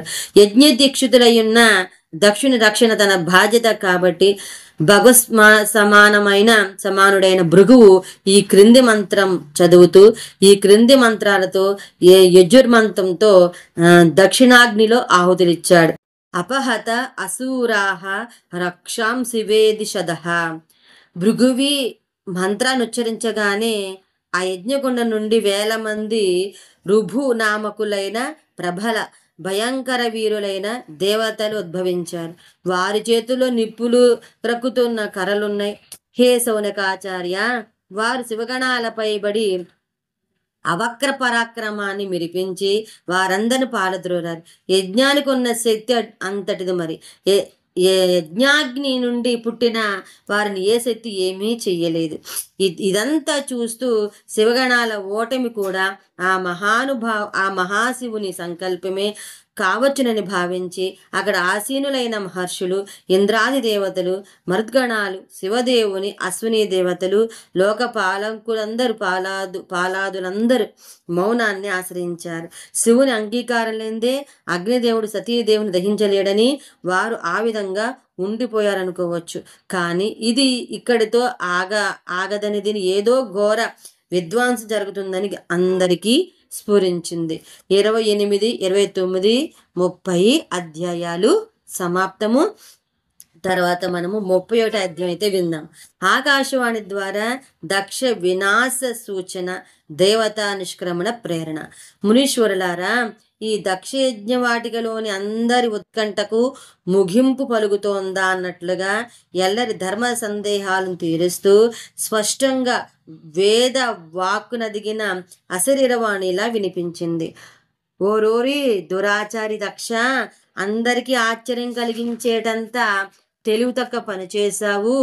ఎవరూ నమ్మలేనంత ఘోర పాపకర్మకు పాల్పడ్డావు. మహామూర్ఖ, శివభక్త శిఖామణి, నీకు అత్యంత శ్రేయోభిలాషి అయిన మహానుభావుడు దదీచి యొక్క ఆనందకర మంగళదాయక హితబోధను పెడచెవిని పెట్టావు. ఆ బ్రహ్మ సమానుడు నిన్ను శపించి నీ యజ్ఞశాలను త్యజించి పోతున్నాడైనా పరమ మూఢుడైన నీకు పట్టలేదు. తరువాత నిన్ను ధన్యుని చేయడానికే నీ ఇంట పుట్టిన సర్వమంగళ నిన్ని ఆపద నుండి కాపాడడానికి వస్తే ఆ మహాదేవి నిరాదరణ అవమానాలకు గురి చేసావు. నీ కూతురు నీ కారణంగా నీ కనుల ముందే కాలిపోతున్నా అడ్డుకొని ఆదరించి బ్రతికించావు. అడ్డుకొని కాలిపోతున్నా అడ్డుకొని ఆదరించి బతికించావు కావు. జ్ఞానహీనునిగానే గాక కర్మహీనునిగా కూడా చరిత్రలు నిలిచిపోదామనే ఏమో నిష్క్రియాపరుడివై అలా చూస్తూ ఉండిపోయావు. నిజానికి ఇంత జ్ఞాన దుర్బలుడవైన నీవు బ్రహ్మకుమారుడు అని గర్వంగా చెప్పుకుంటావు. అవిజ్ఞాతంతో జీవిస్తావు. సతీదేవి నీ కూతురు మాత్రమే అనుకున్నావు గాని ఆమెయే సత్పురుషులందరికీ ఆరాధ్యముకు దేవి అని, నీకు కూడా నిత్య ఆరాధ్యనా యోగ్యమని, ముల్లోకాలకి మాతయని, సమస్త పుణ్యఫలాలనిచ్చే దేవతయని, కళ్యాణ స్వరూపమని కనుక్కోలేకపోయావు. ఇప్పుడైనా తెలుసుకో, భగవంతుల అర్ధభాగమైన ఆ అన్నుల మిన్న సతీదేవి సంపూర్ణ సౌభాగ్యప్రదాయిని, భోగ మోక్షధాత్రి అయిన మహాశక్తి, ఆదిశక్తి, పరాశక్తి, ఆది పరాశక్తి సతీదేవియే. నిజానికి ఆమె ఆద్యాంతరాలు లేని శివశక్తి. అయినా నీ పేరుని చిరస్థాయిగా నిలబెట్టడానికి నీ ఇంట పుడితే నీవు పేరుకి మారుగా చెడ్డ పేరు తెచ్చుకున్నావు. భయాలను తొలగించి జియ్యాలను కలిగించి మనోవాంఛిత ఫలాన్ని ప్రదానం చేసి తల్లిని చేతులారా దూరం చేసుకున్నావు. భగవంతుడు సాక్షాత్ యజ్ఞ పురుషుడైన పరమశివునికి అలవిమాలిన అహంకారంతో యజ్ఞ భాగాన్ని తిరస్కరించేటందుకు విచారివి, మూఢమతివి నువ్వు. నిన్ను దౌర్భాగ్యం పట్టుకుంది దక్ష. ఇక నీ పని అయిపోయింది. శివుడే తన భార్య చావుకు కారణమైన నీపైకి దాడి చేస్తే నువ్వు తట్టుకోగలవా? ఇక్కడున్న దేవతలైనా నిన్ను కాపాడగలరా? శివునికి వ్యతిరేకంగా కనీసం ఆలోచించే సాహసం కూడా ఎవరు చేయలేరు. అలాంటి వానిని అవమానించి పీకల మీదకి తెచ్చుకున్నావు. అందుకేనేమో వినాశకాలంలో విపరీత బుద్ధులు పుడతాయంటారు. దేవతలారా, శివుని నిద్రించేవారు అగ్నిపై దండెత్తిన సలభాలైపోతారని మీకు తెలుసు కదా. ఇక ఈ దౌర్భాగ్యుని వాని కర్మకు వాని వదిలేసి మీరు వెంటనే మీ లోకాలకు బయలుదేరిపోండి, దక్షిణయజ్ఞం త్వరలోనే ధ్వంసం కాబోతోంది అని హెచ్చరించి ఆకాశవాణి మిన్నకుంది. 31వ అధ్యాయము సమాప్తం. 32వ అధ్యాయము శివునికి చేరిన సతీ దహన వార్త, వీరభద్ర మహాకాళుల సృష్టి. సౌనకాచార్య మహామునులారా, ఆకాశవాణిని విన్న వెంటనే అక్కడి వారంతా ఒక రకమైన భయంతో కూడిన విస్మయానికి లోనయ్యారు.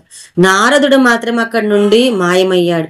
మిగిలిన వారంతా ఎవరో మంత్రం వేసినట్లు మోహితులై అక్కడే ఉండిపోయారు. రుభుల దాడిలో నశించగా మిగిలిన శివగణాల వారు శివుని వద్దకు పోయి ఆయన పాదాలపై పడి లేచి దక్షయజ్ఞ సమాచారాలు విన్నవించుకున్నారు. ప్రభో, మేము క్షమార్హులం కాదు, వతార్హులం. మా అమ్మ సతీదేవి మా కనుల ఎదుటే యోగాగ్ని రగుల్చుకుని ఆహుతైపోతూ ఉంటే కాపాడలేకపోయాం. మేము కదిలి వెళ్లేలోగానే ఆ తల్లి బూడిదైపోయింది. ఇంత ఘోరానికి కారకుడైన దక్షుని పైకి దాడి వెళ్ళాం కాని ఆ భృగువు తన మంత్ర మహిమ ద్వారా యజ్ఞగుండం నుండి కొన్ని వేల మంది మహావీర పురుషుని సృష్టించాడు. వారు మా పైబడి మాలో కొంతమందిని భస్వం కావించగా మేము ఎలాగో తప్పించుకుని వచ్చి మీ పాద సన్నిధికి చేరాం. మాకెట్టి శిక్షను విధించినా అది మీ కరుణా విశేషమే అనుకుంటాం. శివుడు వెంటనే నారదుని స్మరించాడు. మరుక్షణమే నారదుడు ఉన్నాడు. మొత్తం సమాచారం అంతా నారదుని ద్వారా విన్న శివుడు కోపంలో అతిరుద్రుడు మహారుద్రుడు అయిపోయాడు. లోకం పట్టనంత రౌద్రంతో మహాపరాక్రమశాలి అయిన ఆ మహాదేవుడు, లోక సంహార కార్యంలో ఆరితేరిన భగవానుడు, రౌద్ర పరాక్రమ సంహార కార్యాల్లో తనంతటి మనొకని సృష్టింపనుంచి తన తలపై నుండి ఒక జటను పెరికి మహారోష వేషంతో ఆ కొండపైకి విసిరికొట్టాడు. మహర్షులారా, ఆ జటకొండకు తగిలి బ్రహ్మాండమైన శబ్దంతో రెండుగా విడిపోయింది. ఒక భాగము నుండి మహాభయంకరగుడు మహాబలియగు వీరభద్రుడు సృష్టించబడ్డాడు. ఇతడు సమస్త శివగణాలకు నాయకుడు. అతడు పెరిగి పెరిగి భూమండలంతా ఎదిగి దానికన్నా ఒక అంగుళం అధికంగా అయినాక ఆగాడు. అతన్ని చూస్తుంటే ప్రళయాగ్ని రూపంలో చూస్తున్నట్లుంది. ఆ సమయంలో అగ్ని ఎలా ఉంటుందో వీరభద్రులా ఉన్నాడు. అలా ఎత్తుగా 1000 భుజాలతో ప్రకాశిస్తున్న ఆ మహారుద్రుడైన కాలభైరుని క్రోధపూర్వక నిశ్వాసం నుండి 100 రకాల జ్వాలలు 13 ప్రాకారాల సన్నిపాతాలు పుట్టి రూపుగట్టి నిలబడ్డాయి. సౌనకాచార్య, శివుని జట యొక్క 2వ భాగం నుండి మహాకాళి పుట్టింది. ఆమె చాలా భయంకరంగా కనపడింది. ఆమెలో కోట్ల కొద్ది భూతాలుంటాయి. సమస్త లోక భయంకరాలైన ఆ భూతాలు ఒక్క మారు బయటకు వచ్చి శివునికి నమస్కరించి మరలా ఆమెలో కలిసిపోయాయి. ఇంత భయంకరుడైన వీరభద్రునిలోనూ ప్రశస్తమైన లక్షణాలు ఒకటి ఉంది. ఆయన చాలా చక్కగా ప్రసన్నంగా అల్పాక్షరాలలో అనల్పార్థాన్ని వ్యక్తం చేస్తూ మాట్లాడగలడు. అతడు శివునితో ఇలా అన్నాడు: సోమ సూర్యాగ్నులు త్రినేత్రాల్లో ధరించి వారిని కరుణించిన ప్రభు, ఆజ్ఞ ఇవ్వండి. నా జీవిత పరమార్థమేమిదో ఆదేశించండి.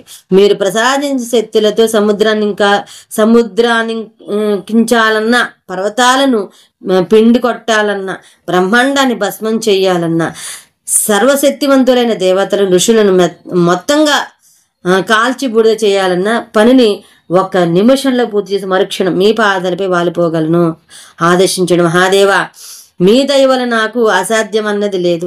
బ్రహ్మచేత సృష్టించబడి మీ పరమ భక్తులైన వారికే అపజయం ఉండదు కదా. అలాంటిది మీరే స్వయంగా సృష్టించిన మీ పరమ భక్తుడును నా శక్తికి పరిమితులుండవు. విజయస్తు వీరభద్ర అని మొదలుపెట్టి ఇలా చెప్పసాగారు శివుడు. బ్రహ్మపుత్రుడు దక్షుడు పరమ దుష్టుడు. ఈ మధ్య మరీ గర్భపోతుగా మారి నాతో విరోధం కొని పెట్టుకున్నాడు. అతడు ఒక యజ్ఞాన్ని చేస్తూ ఉన్నాడు. నీవచ్చడి కేగి యాగ సంభార సహితంగా దానిని తగులబెట్టి శీఘ్రమే నా వద్దకు రావాలి. దేవతలు గాని, గంధర్వులు గాని, యక్షులు గాని, వేరెవరు గాని నిన్ను ఎదుర్కోవడానికి ప్రయత్నిస్తే వారిని భస్మం చేసి పారిపోయి, దదీచి ఎంత చెప్పినా వినకుండా అక్కడే ఉండిపోయిన వారి మీద ప్రేమ అనవసరం. వారిలో నెవరు నీ మీద తిరగబడ్డా అట్టి శివద్రోహులపై జాలి అనవసరం. స్త్రీలను కూడా కరుణించవద్దు, ఋషులని కూడా భయపడవద్దు. శౌనకాచార్య, వేద మర్యాదలను పాలించువాడు, యజ్ఞ యాగాదులను సంరక్షించువాడు, స్త్రీలను కరుణించువాడు, ఋషులను గౌరవించువాడు నగు మహాదేవుడే వీరభద్రునికి విధంగా ఆనచించి పంపితే ఇక వానికి ఎదురేమున్నది? 32వ అధ్యాయము సమాప్తము. 33వ అధ్యాయము విందాము. 33వ అధ్యాయము వీరభద్రుని సపరివార సహిత పనేము. దక్షయజ్ఞంలో అపశకునాలు, ఉత్పాతాలు, దక్షుడు విష్ణుని ప్రార్థించుట. మహామునులారా, నారదుడు శివుని వద్దనున్నప్పుడు యజ్ఞంలో జరిగిన కథను మరలా బ్రహ్మ నారదుని కిలా వినిపించాడు. నారదా, వీరభద్రుడు అసహాయ సూర్యుడని తెలిసి కూడా అతని దాడికి శోభనిచ్చుటకు కాబోలు శివుడు అతనికి తోడుగా 1,000,000 మంది మహావీరులైన శివగణాల వారిని పంపించాడు. వారు భీకర ప్రళయాగ్ని జ్వాలల వలె తేజోవంతులు. వీరభద్రుడు రథం మీద కూర్చుని వస్తుంటే దివ్య దృష్టి చూసిన నాకు తనతడు శివుడేమో అనిపించింది. ఆయనతో పాటు నవదుర్గలుగా ప్రసిద్ధ కాళి, కాత్యాయని, ఈశాని, చాముండ, ముండమర్దిని, భద్రకాళి, భద్ర, త్వరిత, వైష్ణవి అను అమ్మ తల్లులను తోడు తీసుకుని మహాకాళి కూడా దక్షిణ అంతు చూడడానికి బయలుదేరింది. సాకిని, డాకిని, భూత, బ్రహ్మరాక్షాది అతీత శక్తులు కూడా మహాకాళి వెంటనంటి వస్తూ ఉండగా 64 గణాలతో మొత్తం యోగినుల మందలి కూడా శివద్రోహి అయిన దక్షుని శిక్షించడానికి, తపశ్శక్తి అయిన వినియోగించడానికి సిద్ధపడి వీరభద్రుని వెంట నడిచారు. వీరభద్రుడిలా పైన మొదలు పెట్టగానే ఇక్కడ యజ్ఞవాటిలో దక్షునికి దేవతలకి అసంఖ్యాకంగా అశుభ లక్షణాలు, అపశకునాలు కనిపించాయి. దక్షుని ఎడమ భాగంలోని కుడి కన్ను, భుజము తోడ అదిరాయి. యజ్ఞశాలను భూమి ఊగినట్లనగా మరలా ఆగింది. అరిష్టకారక దక్షుని ఎడమ భాగంలోని కన్ను, భుజము తోడ అదిరాయి. యజ్ఞశాలలోని భూమి ఊగినట్లుగానే మరలా ఆగింది. అరిష్టకారక నక్షత్రాలు పట్టబగలే గట్టిగా మెరుస్తూ దక్షునికే కనిపించాయి. దిక్కులు చివరలను చీకటి ఆవరించినట్లయింది. సూర్యబింబంలో అనేక వర్ణాలు కనిపించాయి. దాని చుట్టూ వలయాలు ఏర్పడ్డాయి. ఉన్నట్లుండి కొన్ని నక్షత్రాలు కనబడి అగ్ని వలె వెలుగుతూ ఆరిపోయి రాలిపోయాయి. ఇలాంటివెన్నో అపశకనాలు కనబడి దక్షుని ఆలోచింపజేస్తూ ఉండగా అశరీరవాణి మరలా ఇలా వినబడింది. ఓ ఈ దక్ష, నేడు నీ జన్మయే ధిక్కారానికి గరుకానుంది. మూఢుడవు, పాపాత్ముడవు నీకు ఈ రోజు పరమేశ్వరుని నుండి మహాదుఃఖం ప్రాప్తి కానుంది. దానినెవ్వరూ తప్పించలేరు. ఇక నీ ఆహాకారాలు ఇక్కడ అన్ని దిక్కుల్లోనూ ప్రతిధ్వనించబోతూ ఉన్నాయి. అవి కూడా ఉండవు. నువ్వుగా మిగలవు. ఇక్కడి దేవతలు కూడా దెబ్బతినిపోతారు. దక్షుడు భయపడ్డాడు. జీవితంలో తొలిసారిగా అతనికి భయమంటే ఏంటో తెలిసింది. అతడు అత్యంత వ్యాకులుడై శరీరం కంపానికి గురికాగా తన ప్రభువు స్వజనవత్సలుడు దేవాదినునకు విష్ణు భగవాన్ పాదాలపై పడి ఇలా అన్నాడు. దేవా విష్ణు హరి దీనబంధు కృపానిధి, నన్ను ఈ యజ్ఞాన్ని ఇక మీరే రక్షించాలి. హే ప్రభు, ఎక్కడైనా యజ్ఞ రక్షకులు మీరే, ఎప్పుడైనా యజ్ఞస్వరూపులు మీరే. నాపై కృపను కురిపించిన యజ్ఞ విధ్వంసం కాకుండా చూడండి. మీరే నా దిక్కు. మునీంద్ర ఇలా ఎన్నో విధాల ప్రార్థించి తన పాదాలంటి నక్షుని లేవనెత్తి విష్ణుదేవుడు దేవాదిదేవుడని సదాశివుని స్మరించాడు.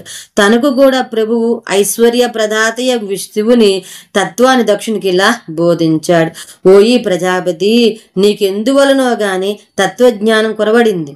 ముందు దానిని బోధిస్తాను విను. ఇదే నీకు హితకారకము, ఒక మహామంత్రం వలె సుఖదాయకము కాగలదు. ముందుగా నువ్వు చాలా పెద్ద తప్పే చేశావని తెలుసుకో.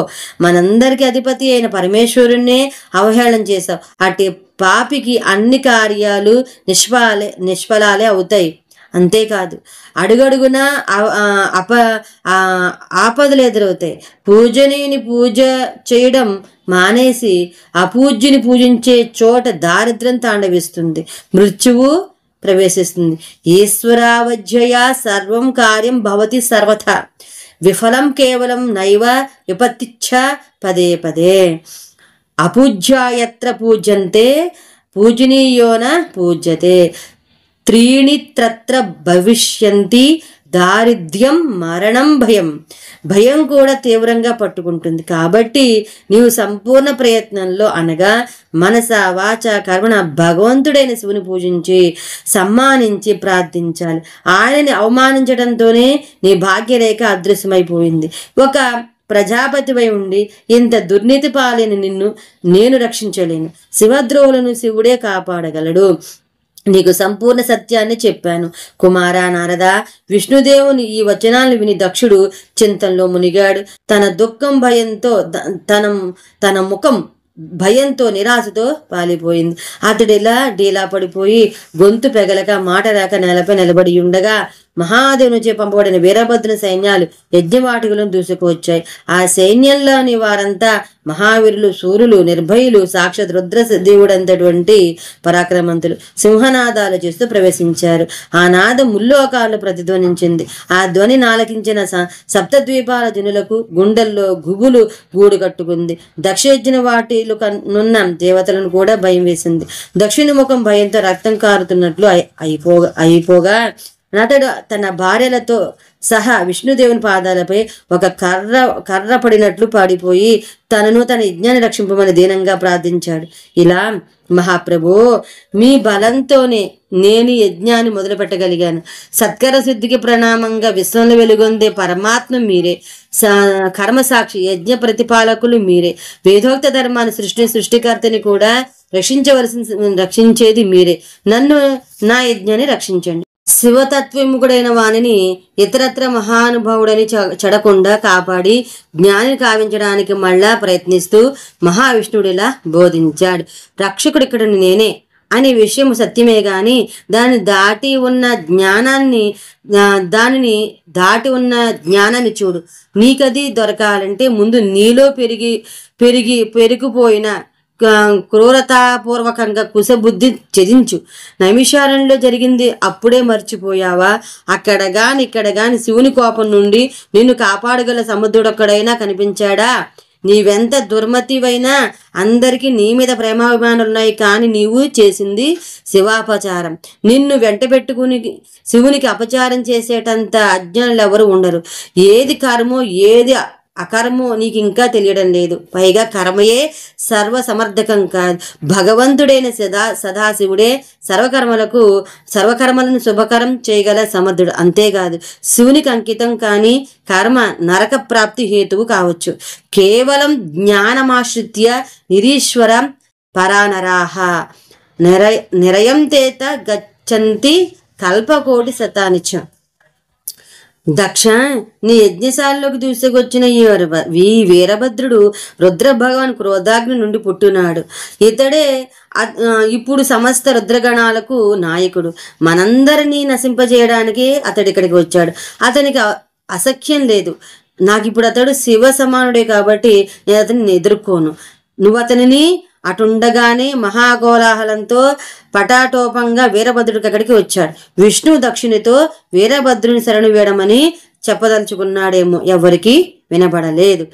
33, 34, 35 అధ్యాయాలు సమాప్తము. 38వ అధ్యాయము దదీచి క్షువుల వివాదము, మహావిష్ణువు మధ్యవర్తిత్వము. సూతుడు సౌనకాది మహామునులకు శివ మహాత్మ్యాన్ని వర్ణిస్తూ ఇలా చెప్పసాగారు. మహర్షులారా, బ్రహ్మ చెప్పిన దక్షయజ్ఞ ధ్వంస వృత్తాంతాన్ని విన్న నారదునికి విష్ణుదేవుని పాత్రను దాని పర్యవసానాన్ని విని ఆశ్చర్యం కలిగింది. శివుని ఆశీస్సులు లేని యాగానికి శ్రీహరి ఎలా వెళ్ళాడో నారదునికి అర్థం కాలేదు. అలా వెళ్ళడం వల్లనే కదా అంతటి దేవుడు అవమానానికి పరాజయానికి గురైనది. ప్రళయకాల పరాక్రమైన శంకర భగవాని ప్రతాపం తెలిసి రుద్రగణంతో తలపడితే తలవంపులు తప్పవని తెలిసి లక్ష్మీనాథుడు ఆ యజ్ఞానికి పోవటయే కాక సంరక్షక బాధ్యతను కూడా వహించడం యాదృచ్ఛికంగా జరిగి ఉండదు. దానికేదో పృష్ఠభూమి ఉంటుంది అని గ్రహించిన మహామేధావి విష్ణు భగవానుడగు నారదుడు తన తండ్రిని అసలు విషయం అడిగాడు. బ్రహ్మ ఇలా చెప్పసాగాడు, నాయనా సరిగానే ఊహించవు. ఊహకైనా అందని అంబోదరుని అపజయం వెనుక ఒక కథ ఉంది. ఒక మహాముని శాపం ఉంది, విను. ప్రాచీన కాలంలో క్షుడను పేరు గల ఒక మహా తపస్వి, మహా తేజస్వి తపోధనుడగు మహారాజు ఉండేవాడు. ఆయన మరొక మహాతపోధనుడు తేజస్వియగు దదీచికి చిన్నప్పటి నుండి మిత్రుడు. వారిద్దరూ అప్పుడప్పుడు కలుసుకొని కొన్ని గంటల పాటు ఆనందంగా మాట్లాడుకుంటూ గడుపుతుండేవారు. ఒకనాడు ఏదో సందర్భవశాన వర్ణాలలో ఏది గొప్ప అనే ప్రశ్న వచ్చింది. సహజంగానే దదీచి బ్రాహ్మణ వర్ణమే అన్ని విధాల అన్ని వర్ణాల కన్నా గొప్పవాడన్నాడు. అదేమి విశ్వజనీనమైన సత్యం కాదన్నాడు మహారాజు. ఇంద్ర అది యనమండ్రుగురు లోక పాలకుల స్వరూపాలన్నింటినీ ఈ భూలోకంలో మహారాజ పదవిలోనున్న వాడొక్కడే ధరిస్తాడని, అతడే సమస్త వర్ణాలకు ఆశ్రమాలకు పాలకునిగా ప్రభువునిగా వెలుగొందుతాడని, రాజు సర్వదేవమయుడని శృతులు కూడా వివరించాయని బోధపరచడానికి ప్రయత్నించాడు. అందుచేత బ్రాహ్మణ వర్ణం ఉత్తమైనదే గాని క్షత్రియ వర్ణం కూడా తక్కువేం కాదని వాదించాడు క్షువుడు. దదీచి కుపితుడై ఆ ఆవేశంలోనున్న కన్ను మిన్ను గానక తన ఎడమ పిడికిలతో ఆ రాజు నెత్తి మీద ప్రహారం చేశాడు. రాజుకి శారీరక హాని ఏమీ కలగలేదు, కానీ గొప్ప అవమానం జరిగిపోయింది కదా. దానికి ఆయన కూడా కోపించి తన చేతితో దదీచిని తోచేశాడు. అయితే ఆ రాజు వరప్రసాదంగా తన చేతిని వజ్రమయం చేసుకుని తనకు కోపం వచ్చి ఎవరైనా దానితో తట్టినా వారి శరీరం ముక్కలయ్యేలా వరం పొందాడు. అందుచేత ఆ రాజు అవలవోకగా తోసిన అది నిశిత కరవాలమే తగిలి దదీచి శరీరం ముక్కలైపోయి నేల మీద పడిపోయింది. మరొక్క క్షణంలో ప్రాణం పోతుండగా దదీచి తన తాతగారైన శుక్రాచార్యుని తలుచుకున్నాడు. ఆయన వెంటనే దిగి వచ్చి విరిగిన ముక్కలను అతికి దదీచితో ఇలా చెప్పాడు, నాయనా, ఇక నీ శరీరానికి ఎటువంటి హాని లేదు. నీ ప్రాణరక్షణకై నేను శివ పూజను అనుసరించి శృతి ప్రతిపాదితమైన పరమశ్రేష్టమైన మహామృత్యుంజయ మంత్రాన్ని ఉపదేశిస్తాను, గ్రహించు. త్రయంబకం యజామహే, భగవంతుడైన త్రయంబకుని యజన అనగా ఆరాధిద్దాము. త్రయంబక శబ్దానికి విశేషార్థం 3 లోకములకు తండ్రియు ప్రభువశాలియు శివుడు. ఆయన సూర్యభగవానుని సోమ అగ్నిదేవులకు 3 మండలాలకు మూలం. సత్వరజస్తమో గుణాలు 3ంటికి ఆయనే ఆలంబనం. ఆత్మవిద్య, శివ అనే 3 తత్వాలకు ఆవాహనీయ గారోపత్య దక్షిణ నామకాలైన 3 అగ్నులకు పృథ్వీ జల తేజాలను 3 మహాభూతాల మూర్త రూపాలకి ఆ పరమేశ్వరుడే మూల కారణం. త్రిదివ మనబడు స్వర్గము, బ్రహ్మ, విష్ణు, మహేశ్వరుని త్రిమూర్తులు ఆయనలోనే ఉన్నారు. మామూలు అర్థంలో అంబకం అంటే కననమాట. మంత్రంలోని 2వ చరణం సుగంధిం పుష్టివర్ధనం అంటే ఎలాగైతే దివ్య పుష్పాలతో నిరంతరం ఉత్తమమైన సువాసన ఉంటుందో అలాగే సంపూర్ణ భూతాలు త్రిగుణాల్లో సమస్త కృత్యాల్లో ఇంద్రియాల్లో అందరూ దైవ స్వరూపాలలో గణాలలో ప్రకాశించే సారభూతమైన ఆత్మరూపంలో పరమశివుడే నెలకొని ఉంటాడు. అట్టి శివుని యాజనం చేద్దాం. ఎవరి ద్వారా పోషణ జరిగి పుష్టి వర్ధిల్లుతుందో ఆ మహాపురుషుడే పుష్టివర్ధనుడు. ఉత్తమ వ్రత పాలన చేయు ఋషుల్లో అగ్రగణుడు అయిన నారద దదీచికి మృత్యుంజయ మంత్రాన్ని వ్యాఖ్యాన సహితంగా ప్రసాదిస్తూ ఈ పదానికి కూడా మహామేధావి అత్యుత్తమ బోధకుడు నగు శుక్రాచార్యుడు చెప్పాడు అర్థాన్ని. అంతర్యామిగా నిలిచే పురుషుడు శివుడు. ఆయన ద్వారా ప్రకృతి పోషింపబడి వర్ధిల్లుతోంది. మహత్తత్వం మొదలుకొని విశేషతత్వ పర్యంతం సంపూర్ణ వికల్పాల పుష్టి ఆయన ద్వారానే అవుతోంది. నన్ను మా విష్ణుదేవుని మునులను ఇంద్రసహితంగా సర్వదేవతలను శక్తిమంతులనుగా చేసి పోషించేది ఆ పరమేశ్వరుడే కాన ఆయనే పుష్టివర్ధనుడు. ఇక ఓర్వారుకమివబంధనాత్ మృత్యోర్ముక్షేమామృతాత్ అంటే, హే ప్రభో, కర్బూజా బండు మగ్గిపోగానే తనంతటి తానే లతాబంధనం నుండి విడివడి పడిపోయినట్లేను కూడా మృత్యుబంధం నుండి విడివడి అమృత పదానందుకునేలాగా కరుణించు అని దేవుని ప్రార్థించాలి. మృత్యువుని జయించడం అంటే చావు లేకుండా ఇక్కడే ఉండిపోవడం అని అర్థం కాదు. అలాంటి మృత్యుంజయులు కూడా లేకపోలేదు. కానీ ఈ మృత్యుంజయ మంత్రోపాసానికి అటువంటి కోరిక ఉండదు. ఇక్కడి కాల పరిమితి మీరిపోగానే అమరత్వం లభించి శివుని సన్నిధిని చేరి అక్కడే ఉండిపోవాలనే కోరిక ఉంటుంది. అది సిద్ధిస్తుంది. బంధాలను కల్పించేవాడు వాటిని త్రెంచేవాడు కూడా పరమశివుడే. కాబట్టి ఈ మంత్రాది దేవత కూడా పరమేశ్వరుడే. నిజానికి ఇది మృత్యు సంజీవని మంత్రం, సర్వోత్తమ మంత్రం ఓయి మనుమడా, నువ్వు నిస్వార్థంగా ప్రేమపూర్వకంగా నియమానుసారి శంకర భగవాన్ స్మరిస్తూ ఈ మంత్రాన్ని జపించు. నిత్య జపహవనాల అనంతరం దీనితో అభిమంత్రించిన నీటినే పగలు రాత్రి సేవించు. శివుని విగ్రహం ఎదుట వీలైనప్పుడల్లా కూర్చుని ఈ మంత్రాన్ని జపిస్తూ ఉండు. ఆయన్ని ధ్యానిస్తూ ఉండు. ఇంకొక దివ్యోపదేశాన్ని కూడా చేస్తున్నాను, గ్రహించు. ఇది మృత్యుంజయ ధ్యాన శ్లోకం. అస్తాంబూజ యుగస్థ కుంభయుగళ దుద్రుత్యతోయం శిరః సించంతాం కరయోర్యోగేన దదతం స్వాంగే సకుంభౌకరో అక్షస్త్ర మృగహస్తమంబుజగతం మోద్రస్త చంద్రస్రవత్ పీయూషార్ధ తనుం భజే సగిరిజం త్రక్షం చ మృత్యుంజయం.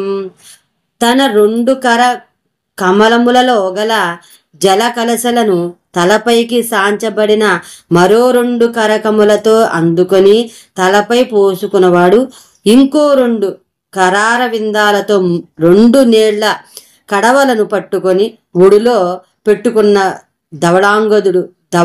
ధవళాంగుడు వేరొక హస్తాంగుళుల మధ్య రుద్రాక్షను త్రిప్పుచు ఒక హస్తముతో మృగముద్ర ధారణ చేయు కరుణామయుడు కమలాసనంపై కూర్చునిన్నవాడు, తలపైనున్న చంద్రునిచే నిత్యము అమృతంతో తడపబడు దేహం కలవాడు, 3 కన్నులవాడు, గిరిరాజనందినితో ముచ్చటలాడుచు కూర్చున్నవాడనగు మృత్యుంజయుడైన మహేశ్వరునికి భజిస్తాను అని మునిశ్రేష్ఠుడైన దధీచికి ఇలా ఉపదేశమిచ్చి పరమగురువైన శుక్రాచార్యుడు శివుని స్మరిస్తూ తన నివాసానికి నిగ్రమించాడు.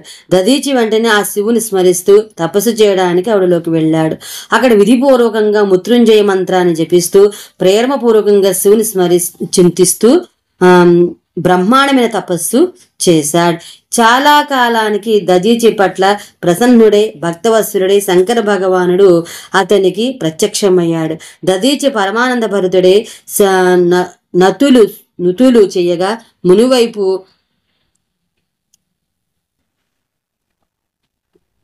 ప్రేమగా చూస్తూ ముమోక్షకై కావలమునకు పరమశివుడు నీవేం కావాలో కోరుకోమన్నాడు. పాదాలంటి ప్రణమిల్లి ఇలా విన్నించాడు దధీచి. స్వామి, నాకు 3 వరాలు కావాలి. నా ఒంట్లోని ఎముకలన్నీ వజ్రాలైపోవాలి. నన్ను చంపగలిగే శక్తి ఎవరికి ఉండరాదు. నాకెప్పటికీ దీనునిగా ఉండే అవసరమే రాకూడదు. తథాస్తు అంటూ వరాలిచ్చి వెళ్ళాడు పరమేశ్వరుడు. అప్పుడు వేద మార్గ ప్రతిష్ఠుడైన ఆ మహాముని సూటిగా క్షవరాంజేంద్రుని వద్దకు పోయి ఆయన తలపై తన్నాడు. రాజుగారి చిన్ననాటి స్నేహితుడు కాబట్టి అతనెవరూ అడ్డుకోలేదు. రాజే దధీచిని తన హస్తజనిత వజ్రాయుధంతో కొట్టగా అది పని చేయలేదు. అతనికి ఆశ్చర్యం కలిగింది. అతడు వెంటనే వనాలలోకి పోయి శ్రీ మహావిష్ణు ఉద్దేశించి ఘోర తపస్సు చేశాడు.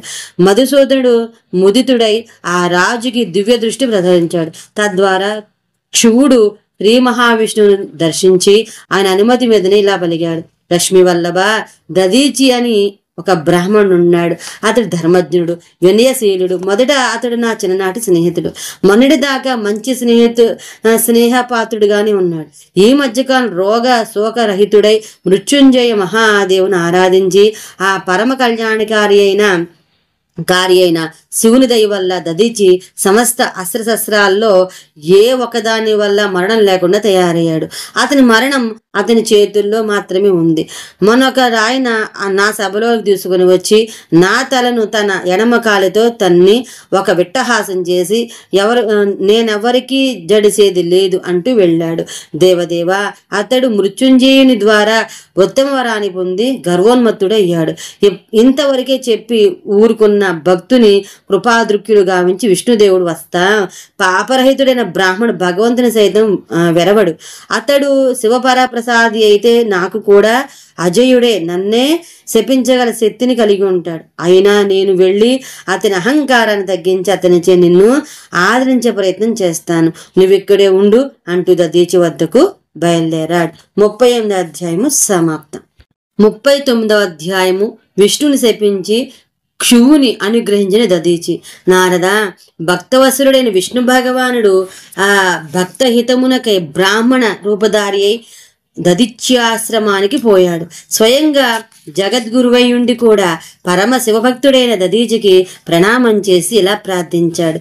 శివారాధన తత్పరులు అవినాశి బ్రహ్మర్షి దధీచిదేవా, నేను మిమ్మల్ని ఒక వరం యాచించడానికి వచ్చాను, దయచేసి ప్రసాదించండి. భక్తుని కోసం భగవంతుడంతటికైనా వినుదీయుడు కదా. భక్తుడైన క్షువరాజు కోసం యాచనకైనా సిద్ధపడిన విష్ణుదేవునితో దధీచి వెంటనే ఇలా అన్నాడు. బ్రాహ్మణోత్తమ, మీరెవరో ఎందుకు వచ్చారో నాకు తెలుసు. భక్తుడైన క్షువరాజు కోసం సాక్షాత్తు విష్ణుదేవులైన మీరే బ్రాహ్మణ రూపంలో ఇలా వేయించేశారు.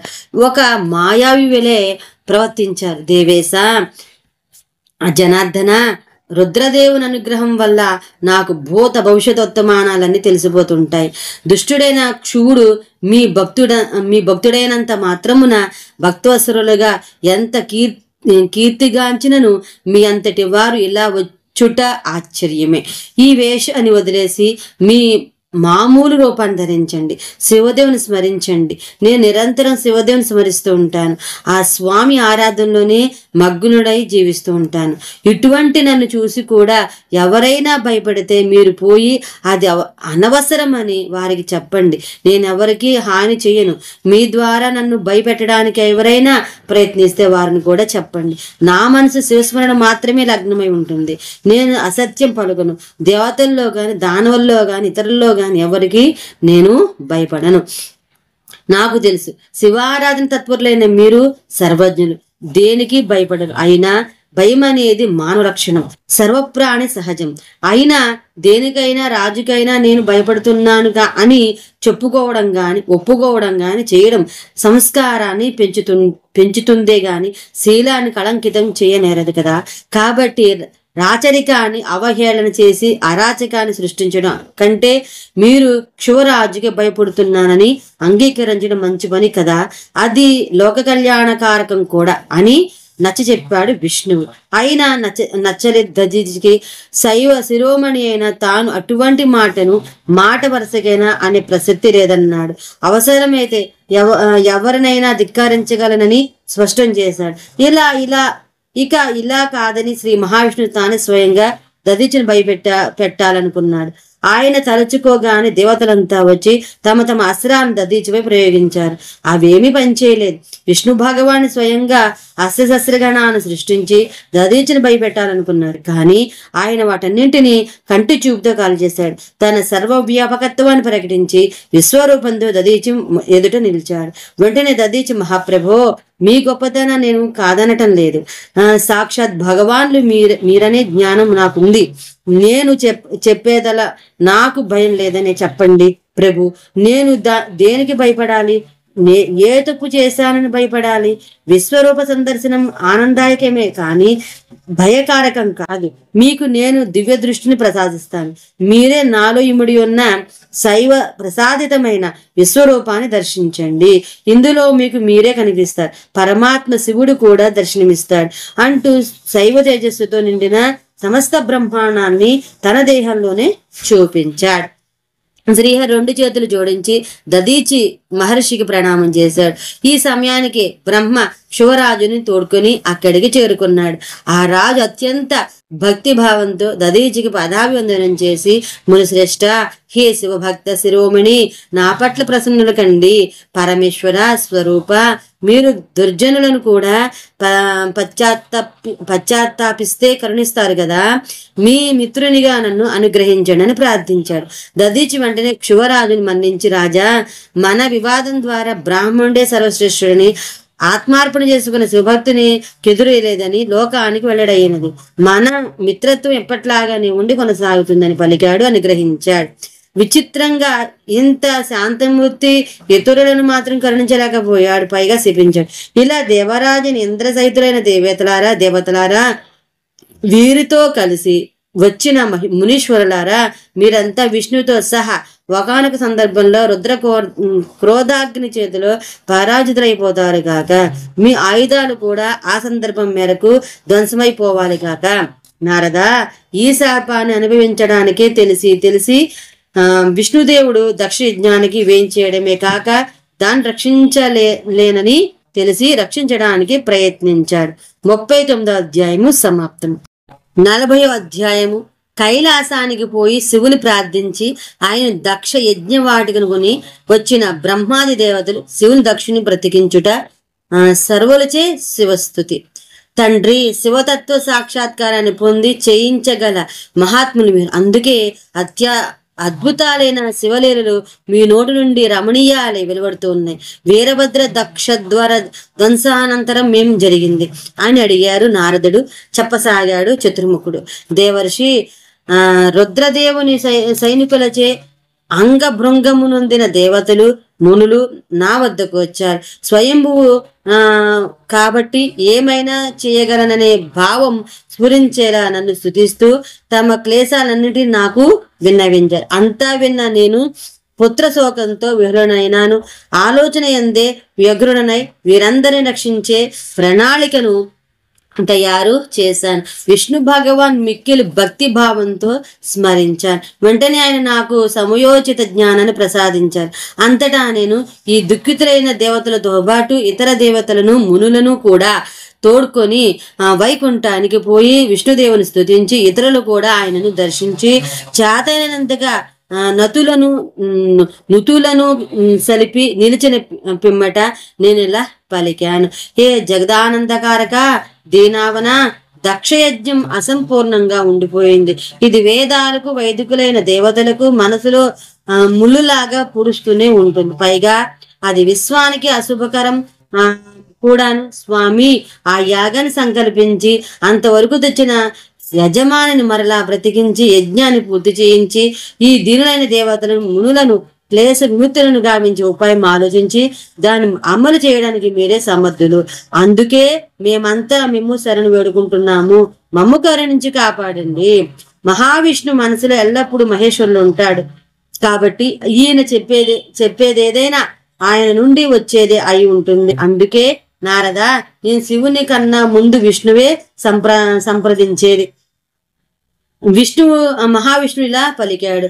బ్రహ్మాది దేవతలారా, ఎంత సముద్రులైనా ఎంతటి తపస్సులైనా తెలిసి చేసిన తప్పు వారిని లోకాన్ని కూడా బాధపెడుతుంది.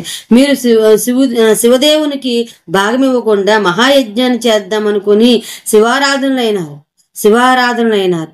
ఇప్పుడిక ఆయన పాదాలపై పడి శరణు వేయడం వినా వేరొక దారి లేదు. అయితే మన అదృష్టం కొద్దీ ఆ పరమేశ్వరుడు శుద్ధ హృదయుడు, శీఘ్రమే ప్రసన్నమయ్యే లక్షణం కలవాడు.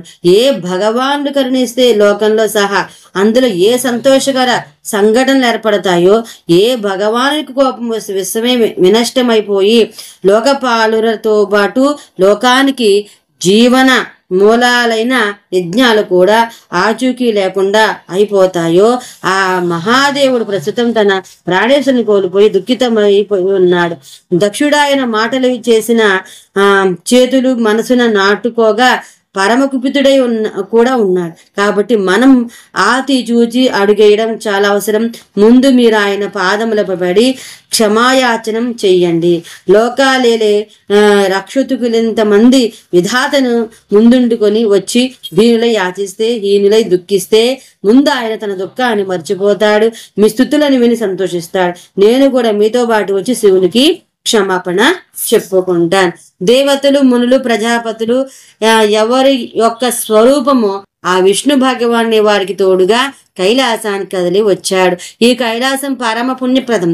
శివుని మదికెక్కిన నెలవది మాసముల కన్నా శ్రేష్ఠులైన కిన్నెరలు, అప్సరసులు, యోగ సిద్ధులైన మహాత్ములు అక్కడ నిరంతరం సదాశివుని పావన సేవలో తరిస్తూ ఉంటారు. ఆ కైలాస పర్వతానికి సమీపంలో శివమిత్రుడైన కుబేరునికి అలకాపురి ఉంది. మహాదేవమే రమణీయమైన ఆ నగరాన్ని చూస్తూ దాని ఆనందానికి అబ్బురపడుతూ పోసాగారు. శివ శరణాగతి అభిలాషులు దాని చంకటే సౌగంధిక వనం ఉంది. ఇది అన్ని ప్రకార వృక్షాలతో ఆకుపచ్చడి ఆకాశంలా మెరుస్తూ ఉండగా అనేక దివ్య పుష్పాల రంగుల వింత మిరుపుని సువాసనలు ప్రత్యేకమైన మధుర భావనని కలిగిస్తాయి. నారద, సౌగంధిక ప్రవసమను పేరుగల మహిమాన్వితమైన కమలం ఇక్కడే పూస్తుంది. ఈ వనానికి బయటనే అలకనంద అని పేర్లు గల చిన్న సరస్సులు ప్రవహిస్తూ ఉంటాయి. ఇవి పరమ పావనాలు. వీటి దర్శనం మాత్రమే ప్రాణుల పాపాలని హరించుకుపోతాయి. ఇవన్నీ యక్షరాజు కుబేరుని పాలన కింద ఉన్నాయి. కుబేరుని రాజ్యాన్ని దాటుతోని దేవతలు శంకర భగవాను మర్రి చెట్టును దర్శించారు. 100 యోజన పొడవుతో 70 యోజన దూరం దాకా వ్యాపించిన నిండైన కొమ్మలతో కనుచూపు మేర దాటేదాకా దట్టమైన నీడలు పరుస్తూ ఉన్న ఆ మహావృక్షానిపై పక్షి గూళ్ళు ఉండవు. ఎందుకంటే ఆ పరమ రమణీయము అత్యంత పావనమునకు దివ్యవృక్షం మిక్కిలి పుణ్యం చేసుకున్న తపోధనులకే కనిపిస్తుంది. ఇది శంకర భగవాన్ యోగస్థలం. మహాయోగుల ద్వారా నిత్య సేవితం. ముముక్షువులకు అనగా మోక్షాన్ని కోరి తప్పించే వారికి ఆశ్రయభూతమి యోగమయ వటవృక్షం. శ్రీ మహావిష్ణువాది దేవతలంతా శంకర భగవాని దర్శనాన్ని ఈ చెట్టు కిందనే పొందగలిగారు. బ్రహ్మపుత్రుల శ్రేష్ఠులైన మహాసిద్ధులు, సదా శివభక్తి తత్పరులు, మహాసంద్రులకు సనకనాథులు చాలా సంతోషంగా ఆ మహాదేవుని సదా సేవలో కూర్చుని ఉన్నారు. ఆ సమయంలో శివదేవుని మూర్తి ప్రశాంతంగా గోచరించింది. గుహకులకు, రాక్షసులకు స్వామి అయిన కుబేరుడు తన ప్రముఖ సేవగణాలతో కుటుంబ జనులతో పాటు విశేష ప్రత్యేక సేవలను చేసుకుంటూ తరిస్తున్నాడు. పరమేశ్వరుడు అప్పుడు తపస్సులకు పరమ ప్రియమును గూర్చు సుందర రూపాన్ని ధరించి ఉన్నాడు. భస్మాదుల వల్ల ఆయన శరీరం మరింత శోభిలసాగింది. మీకు తెలుసుగా, మేము అక్కడికి వచ్చేసరికి అక్కడ గొప్ప తర్కజ్ఞాన ప్రవచనం కొనసాగుతూ ఉంది. నీవు అడిగిన ప్రశ్నకే నీ వైపు ప్రసన్నంగా మెచ్చుకోగలుగా చూస్తూ జవాబుగా అందరికీ జ్ఞాన బోధన గావిస్తున్నారు అని బ్రహ్మ వచించాడని చెప్పి సోత మహర్షి అనుకాదు మహామునులకు మిగతా కథను ఇలా కొనసాగించాడు. మునిందర్లారా, ఆ సమయంలో మహాదేవుడు తన ఎడమ పాదాన్ని కుడితడపై మడచబెట్టి ఎడమ చేతిని ఎడమ కాలిపై నుంచి చేతుల్లో రుద్రాక్షమాలు మెరుస్తూ ఉండగా తర్కముద్ర ధరించి సౌందర్యంతో అంగరుచిత అందరినీ మీరి అతిశయించినాడు. ఈ రూపంలో శివదేవుని దర్శించుకోగలను కేవలం తమ అదృష్టంగా భావించి కమలనయనాది దేవతలంతా బిలబిలమంటూ నెత్తిన చేతులు జోడించుకుని వచ్చి ఆ పరమేశ్వరుని పాదాల విందాన్ని తలలో వంచి ప్రణామం చేశారు. విష్ణుదేవుని బ్రహ్మను గౌరవిస్తూ తత్పురుషుడు కాశ్రదయాతమైన ఆ సతీధవుడు లేచి నిలబడమేగాక విష్ణుదేవుని నమస్కారం కూడా చేశాడు. తరువాత మరలా అందరూ అతనికి వందనం చేసిన తర్వాత ప్రత్యేకంగా బ్రహ్మకి ప్రణామం చేసి విష్ణు కశ్యప ప్రజాపతికి చూపినంత గౌరవాన్ని ఆయన బ్రహ్మ పట్ల కనబరిచాడు. ఆ తర్వాత అందరికీ సభా నమస్కారం చేసి అందరినీ ఆశీర్వదనం చేసి అప్పుడు ఆయన కూర్చున్నాడు.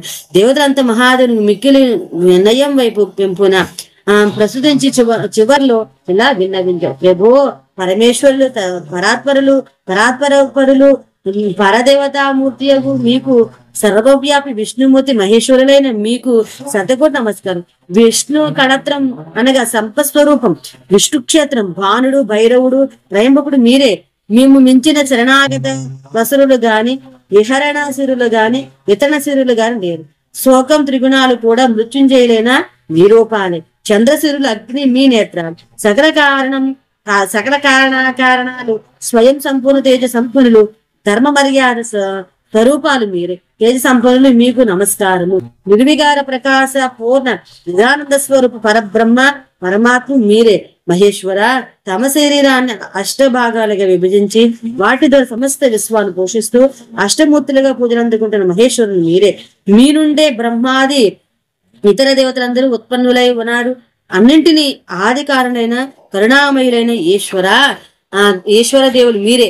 మీ ఆదేశాల మేరకు మీ ఆజ్ఞలను అతిక్రమించడానికి భయపడి వాయువుడు ప్రాణమే ప్రవహిస్తూ ఉన్నారు.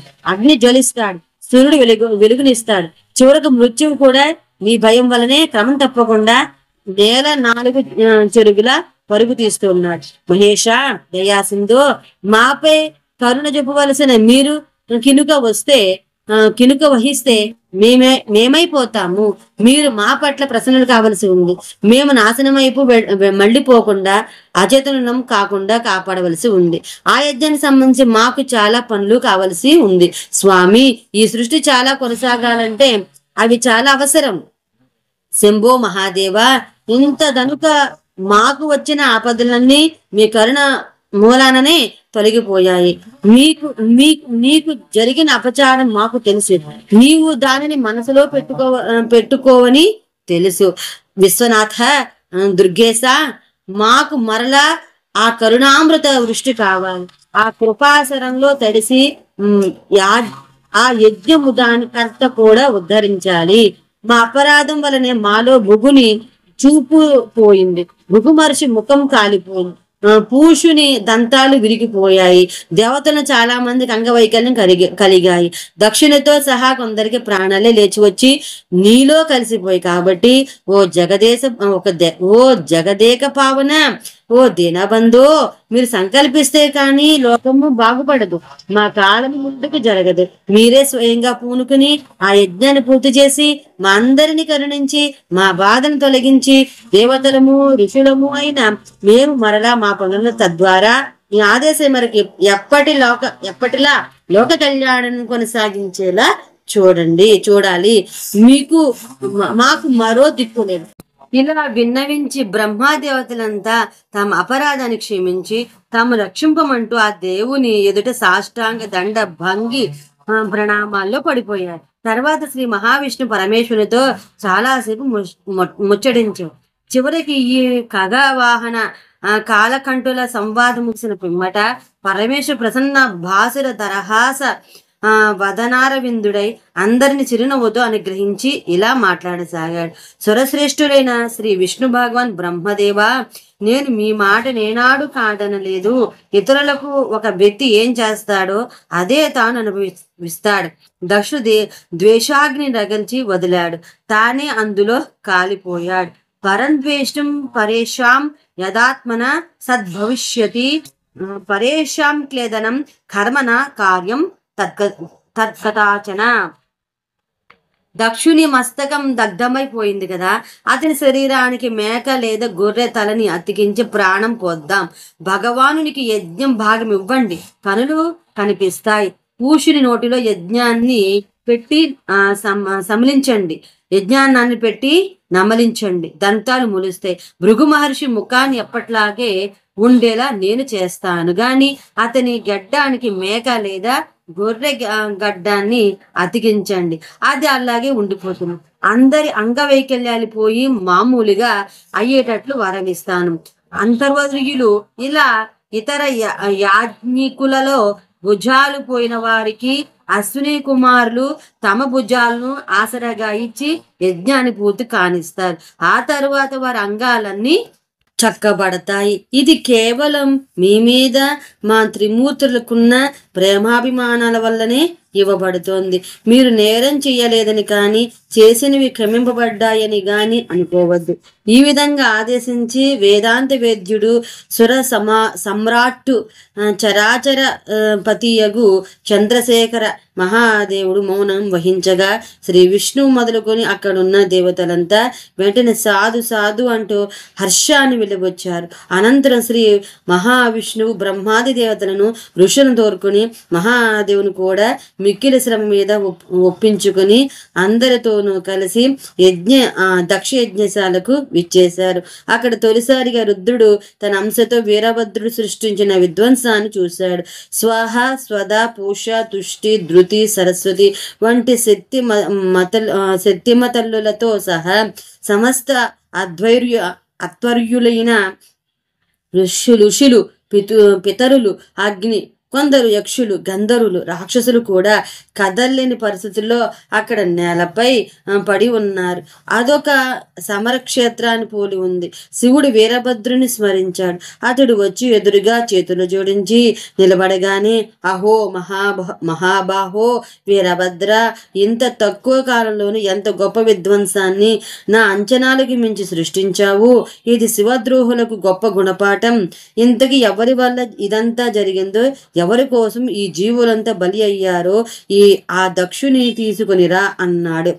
ఆదిదేవుల ఆదేశం మేరకు వీరభద్రుడు మరు నిమిషంలోనే దక్షుని దేహాన్ని ఎక్కడి నుండో ఎత్తుకొచ్చి శివుని పాదాలపై పడేశాడు. వీరభద్ర, వీని తల ఏది? మహాప్రభో, దాన్ని అగ్నిలో పడేశాను. పరమేశ్వరుడు చిరునవ్వులు చిందిస్తూ దేవతలకు ఇది వరకిచ్చిన ఆనతినే మరలా ఇవ్వగా వారు యజ్ఞ పశువుగా వాడబడిన మేక తలను తెచ్చి దక్షుని ముండానికి జోడించి అతికించారు.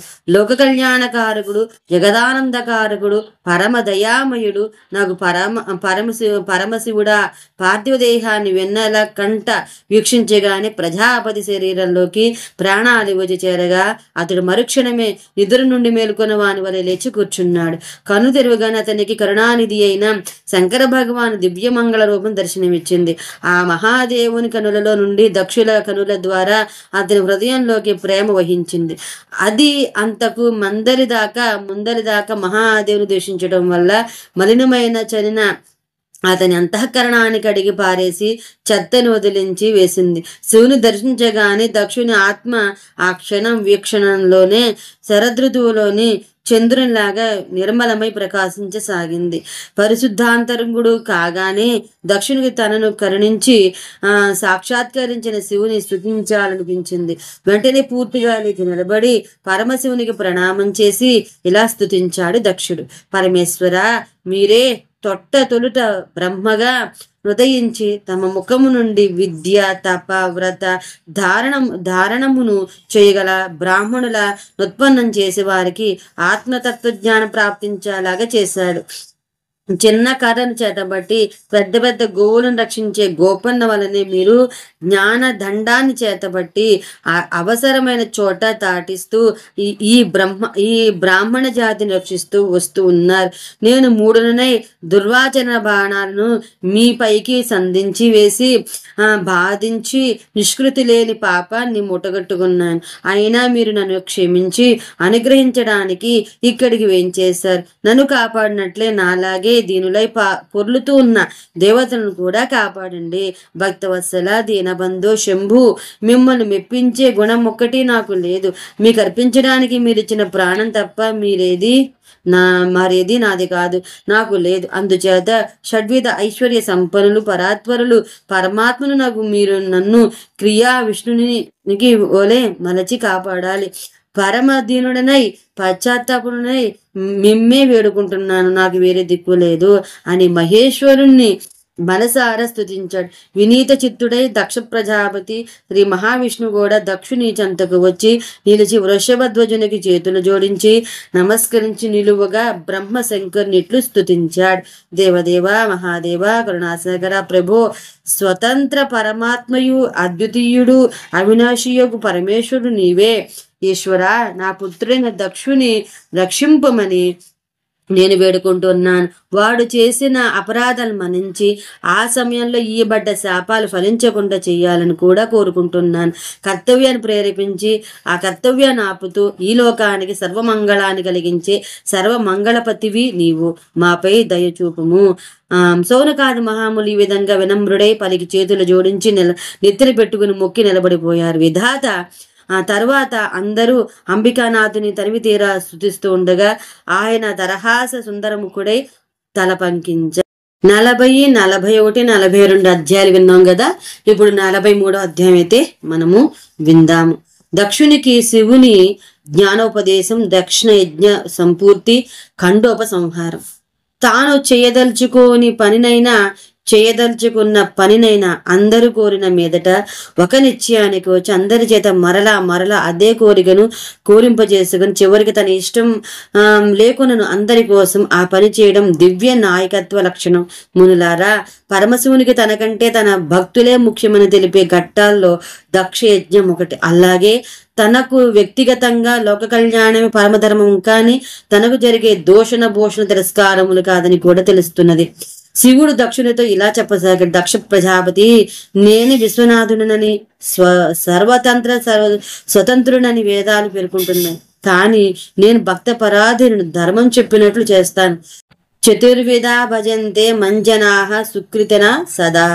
ఉత్తరోత్తరతః శ్రేష్టాస్తేషాం దక్ష ప్రజాపతే ఆర్తో జిజ్ఞాసురర్థార్థి జ్ఞాని చైవ చతుర్దకః పూర్వే త్రయచ్చ సామాన్యచతుర్దోహి విశిష్యతే తత్ర జ్ఞాని ప్రియతరో మమ రూపంచ సస్మృతః తస్మాత్ ప్రియతరో నాన్యః సత్యం సత్యః వదామ్యహం. 4 ప్రాకారాల పుణ్యాత్ములైన పురుషుల నన్ను భజిస్తారు. ఆర్తులు, జిజ్ఞాసులు, అర్ధార్థులు, జ్ఞానులు. మొదటి 3 రకాల పుణ్య పురుషులు సామాన్య శ్రేణికి చెందిన భక్తులు. చివరి వారైన జ్ఞానులు సామాన్యులు. వారి నానాధికాధిక ప్రియులు. నిజానికి వారే శివస్వరూపులు. సత్యం వదామ్యహం, సత్యం సత్యం వదామ్యహం అని శివుడు వక్కాణించినట్లుగా పురాణంలో కనిపిస్తుంది. నిజానికి దేవుడేదైనా చెప్తూ ఇది సత్యం నిస్సంశయం వంటి మాటలను వాడనక్కర్లేదు. ఎందుకంటే ఆయన చెప్పింది సత్యం, ఆయన చెప్పిందే సత్యం. ఆయన ఇలాంటి శ్లోక పదాలు ఎందుకు కనిపిస్తాయంటే అవి పూరగాలుగా పనికొస్తాయి. అవి లేకనుకుని మాటలే కాని దేవుని వాక్యములు కావు. నేను ఆత్మజ్ఞుడును, వేదాంత సారం చూసిన విద్వజ్ఞుడు. జ్ఞానం ద్వారా నన్ను తెలియగలరు. కాబట్టి ఓ దక్ష, నేటి నుండి నీవు బుద్ధి ద్వారా అహంకారాన్ని గెలిచి నన్ను దర్శించగలవు. నీ జ్ఞానం ద్వారా నా సగుణ నిర్గుణ రూపాలను అన్నింటినీ కనుగొనగలవు. జగత్కారణ పరమ రూపులైన బ్రహ్మ విష్ణువులు నేనేనని అందరిలో వెలిగే ఆత్మను, ఈశ్వర రూపాలని, ఆత్మసాక్షిని కూడా నేనేనని నా త్రిగుణాత్మకమైన మాయను స్వీకరించి వివిధ రూపాల్లో కనిపిస్తూ నేనే సృష్టి స్థితి లయలను కొనసాగిస్తున్నానని తెలుసుకోగలవు. మనిషి నుండి అంగాలు భిన్నం కావు కదా. ఏ ఒక్కడు ఏ కుడి చెయ్యి నాది, ఎడం చెయ్యి ఇంకెవరిదో అనలేడు కదా. ఒకనికున్న శరీరాంగాలన్నీ వానివే. అలాగే ఈ లోకమంతా నాదే, ఈ దేవతలంతా నా వాళ్ళే. సర్వభూతాత్మకుడు నేనే. సర్వభూతాత్మనా మేఘభావనాం యోస పశ్యతి త్రిశూరాణాం భిదాం దక్షస శాంతిమధిగచ్చతి యః కరోతి త్రిదేవేషు భేద బుద్ధిం నరాధమః నరకేశ వసినూనం యావధ చంద్రతారకం. బ్రహ్మ విష్ణు మహేశ్వరులు స్వరూపతః ఒకటేనని, ఎవరిని పూజించినా అందరినీ పూజించినట్లేనని, ఇవి ఒకే పరమాత్మ యొక్క మూడంగాలని తెలిసిన వాడే మనశ్శాంతితో జీవిస్తాడు, స్వర్గానికి విచ్చేస్తాడు. అలా కాకుండా మా ముగ్గురిలోని భేదాన్ని చూసి బోధించడం కూడా చేసే నరధముడు అశాంతిలోనే బతికి వచ్చి ఆ చంద్ర సూర్యులనంత కాలం నరకంలోనే కుమిలి కునారిల్లుతాడు. హరిభక్తో హి మాం నిందేస్తథా శైవో భవేద్యాది తయో శాప భవేయుస్తే తత్వప్రాప్తి భవేన్నమహి తత్తత్ప్రాప్తి భవేన్మహి. విష్ణు భగవానుడు నిందించిన శివభక్తుడు శ్రీ మహావిష్ణువును తెగనాడినా వారికి ఎక్కడ ఏ సుఖము ఉండదు. వారు దైవ శత్రువులైపోతారు. ఇంతకు ముందు నీపై కురిసిన శాపాల వర్షానికి రెట్టింపు వారిపై కురుస్తుంది. సౌనకాచార్య, మహేశుడు పలికిన ఈ సుఖదాయకములైన పలుకులను విని అక్కడి మునులు, దేవతలు హాయిగా ఊపిరి పీల్చుకున్నారు. పరమేశ్వరుడు తమను పూర్తిగా క్షమించేశాడని వారికి అవగతమైంది. దక్షుడు అతని అనుయాయులు తమకు శివభక్త్యుపాసనను అనుగ్రహింపమని శివునినే అడిగి పొందారు. అక్కడున్న వారిలో ఎవరు ఏం కోరుకుని ఆ వేళలో త్రిమూర్తుల్లో ఎవరిని ఆశ్రయించినా వారికి ఆ కోరికలను నెరవేర్చగలని శివుడు దక్ష యజ్ఞ బాధితులకు మాట ఇచ్చాడు. దక్షుడు ఆ యజ్ఞాన్ని కొనసాగించి శివానుగ్రహం వల్ల శీఘ్రమే సంపూర్ణంగా భావించి శివునికి పూర్ణ భాగాన్ని చేశాడు. బ్రాహ్మణులకు దానాలిచ్చి తరించాడు. అందరూ శివుని వేణుళ్ళ స్తుతించు ఎవరి ఆవాసనాలను వారు చేరుకున్నారు. చివరిగా శివుడు దక్షుని సత్కారాలను అందుకుని తన గణాలతో బయలుదేరి కైలాస పర్వతాన్ని చేరుకున్నాడు. సతీదేవిని మరలా స్మరించి తన గణాల వారితో ఆమె కథలను పంచుకున్నాడు. మునులారా, ఈ విధంగా దక్షకన్య సతీదేవి దక్షయజ్ఞంలో అభిమానధనులైన పత్నుల ఆదర్శంగా ఆత్మావతిని గావించి శివదేవుని స్మరిస్తూ అవతారాన్ని చాలించి మరలా ఆ శివదేవుని స్మరిస్తూ హిమాలయ గాజపత్ని మేనాదేవి గర్భమును నుండి ఉత్పన్నురాలైంది. గౌరీ పార్వతీ మున్నగు నామాలతో ప్రసిద్ధురాలే కఠోర తపస్సుగా ఆచరించి దాని ఫలంగా మరలా శివుని పతిగా పొందింది. అతని వామాంగాల స్థానాన్ని పొంది అఖండ లీలన్నిటిలో వెలిగించింది. ఆమె సతిగా ఉన్నప్పటికీ కథలను తెలిపే ఈ ఖండం ఆమె పేర సతీఖండంగా వెలుగొందింది. ఈ ఖండము భోగ మోక్షదాయకం. ఈ ఉపాఖ్యానం పాపాలను దూరం చేస్తుంది. ఇది పరమ పవిత్రం, పౌత్ర ప్రవర్ధకం. దీనిని తాను చదివి 10 మందికి చెప్పేవారు ఈ లోకంలో సంపూర్ణ కర్మల సత్ఫలాలను అనుభవించి పరలోకంలో పరమగతిని పొందుతారు. ఈ విధంగా శ్రీ శివ మహాపురాణంలోని రుద్ర సంహితలో సతీఖండము పూర్తయింది. తర్వాత మనం పార్వతీఖండం గురించి అయితే విందాం. అంతవరకు స్వస్తి. ఆ శివ భగవాన్ అనుగ్రహం మనందరిపైన ఉండాలని కోరుకుంటూ ఉన్నాను. సర్వే జనా సుఖినో భవంతు, సమస్త మంగళాని భవంతు. స్వస్తి. హర హర మహాదేవ శంభో శంకర. ఓం నమ శివాయ.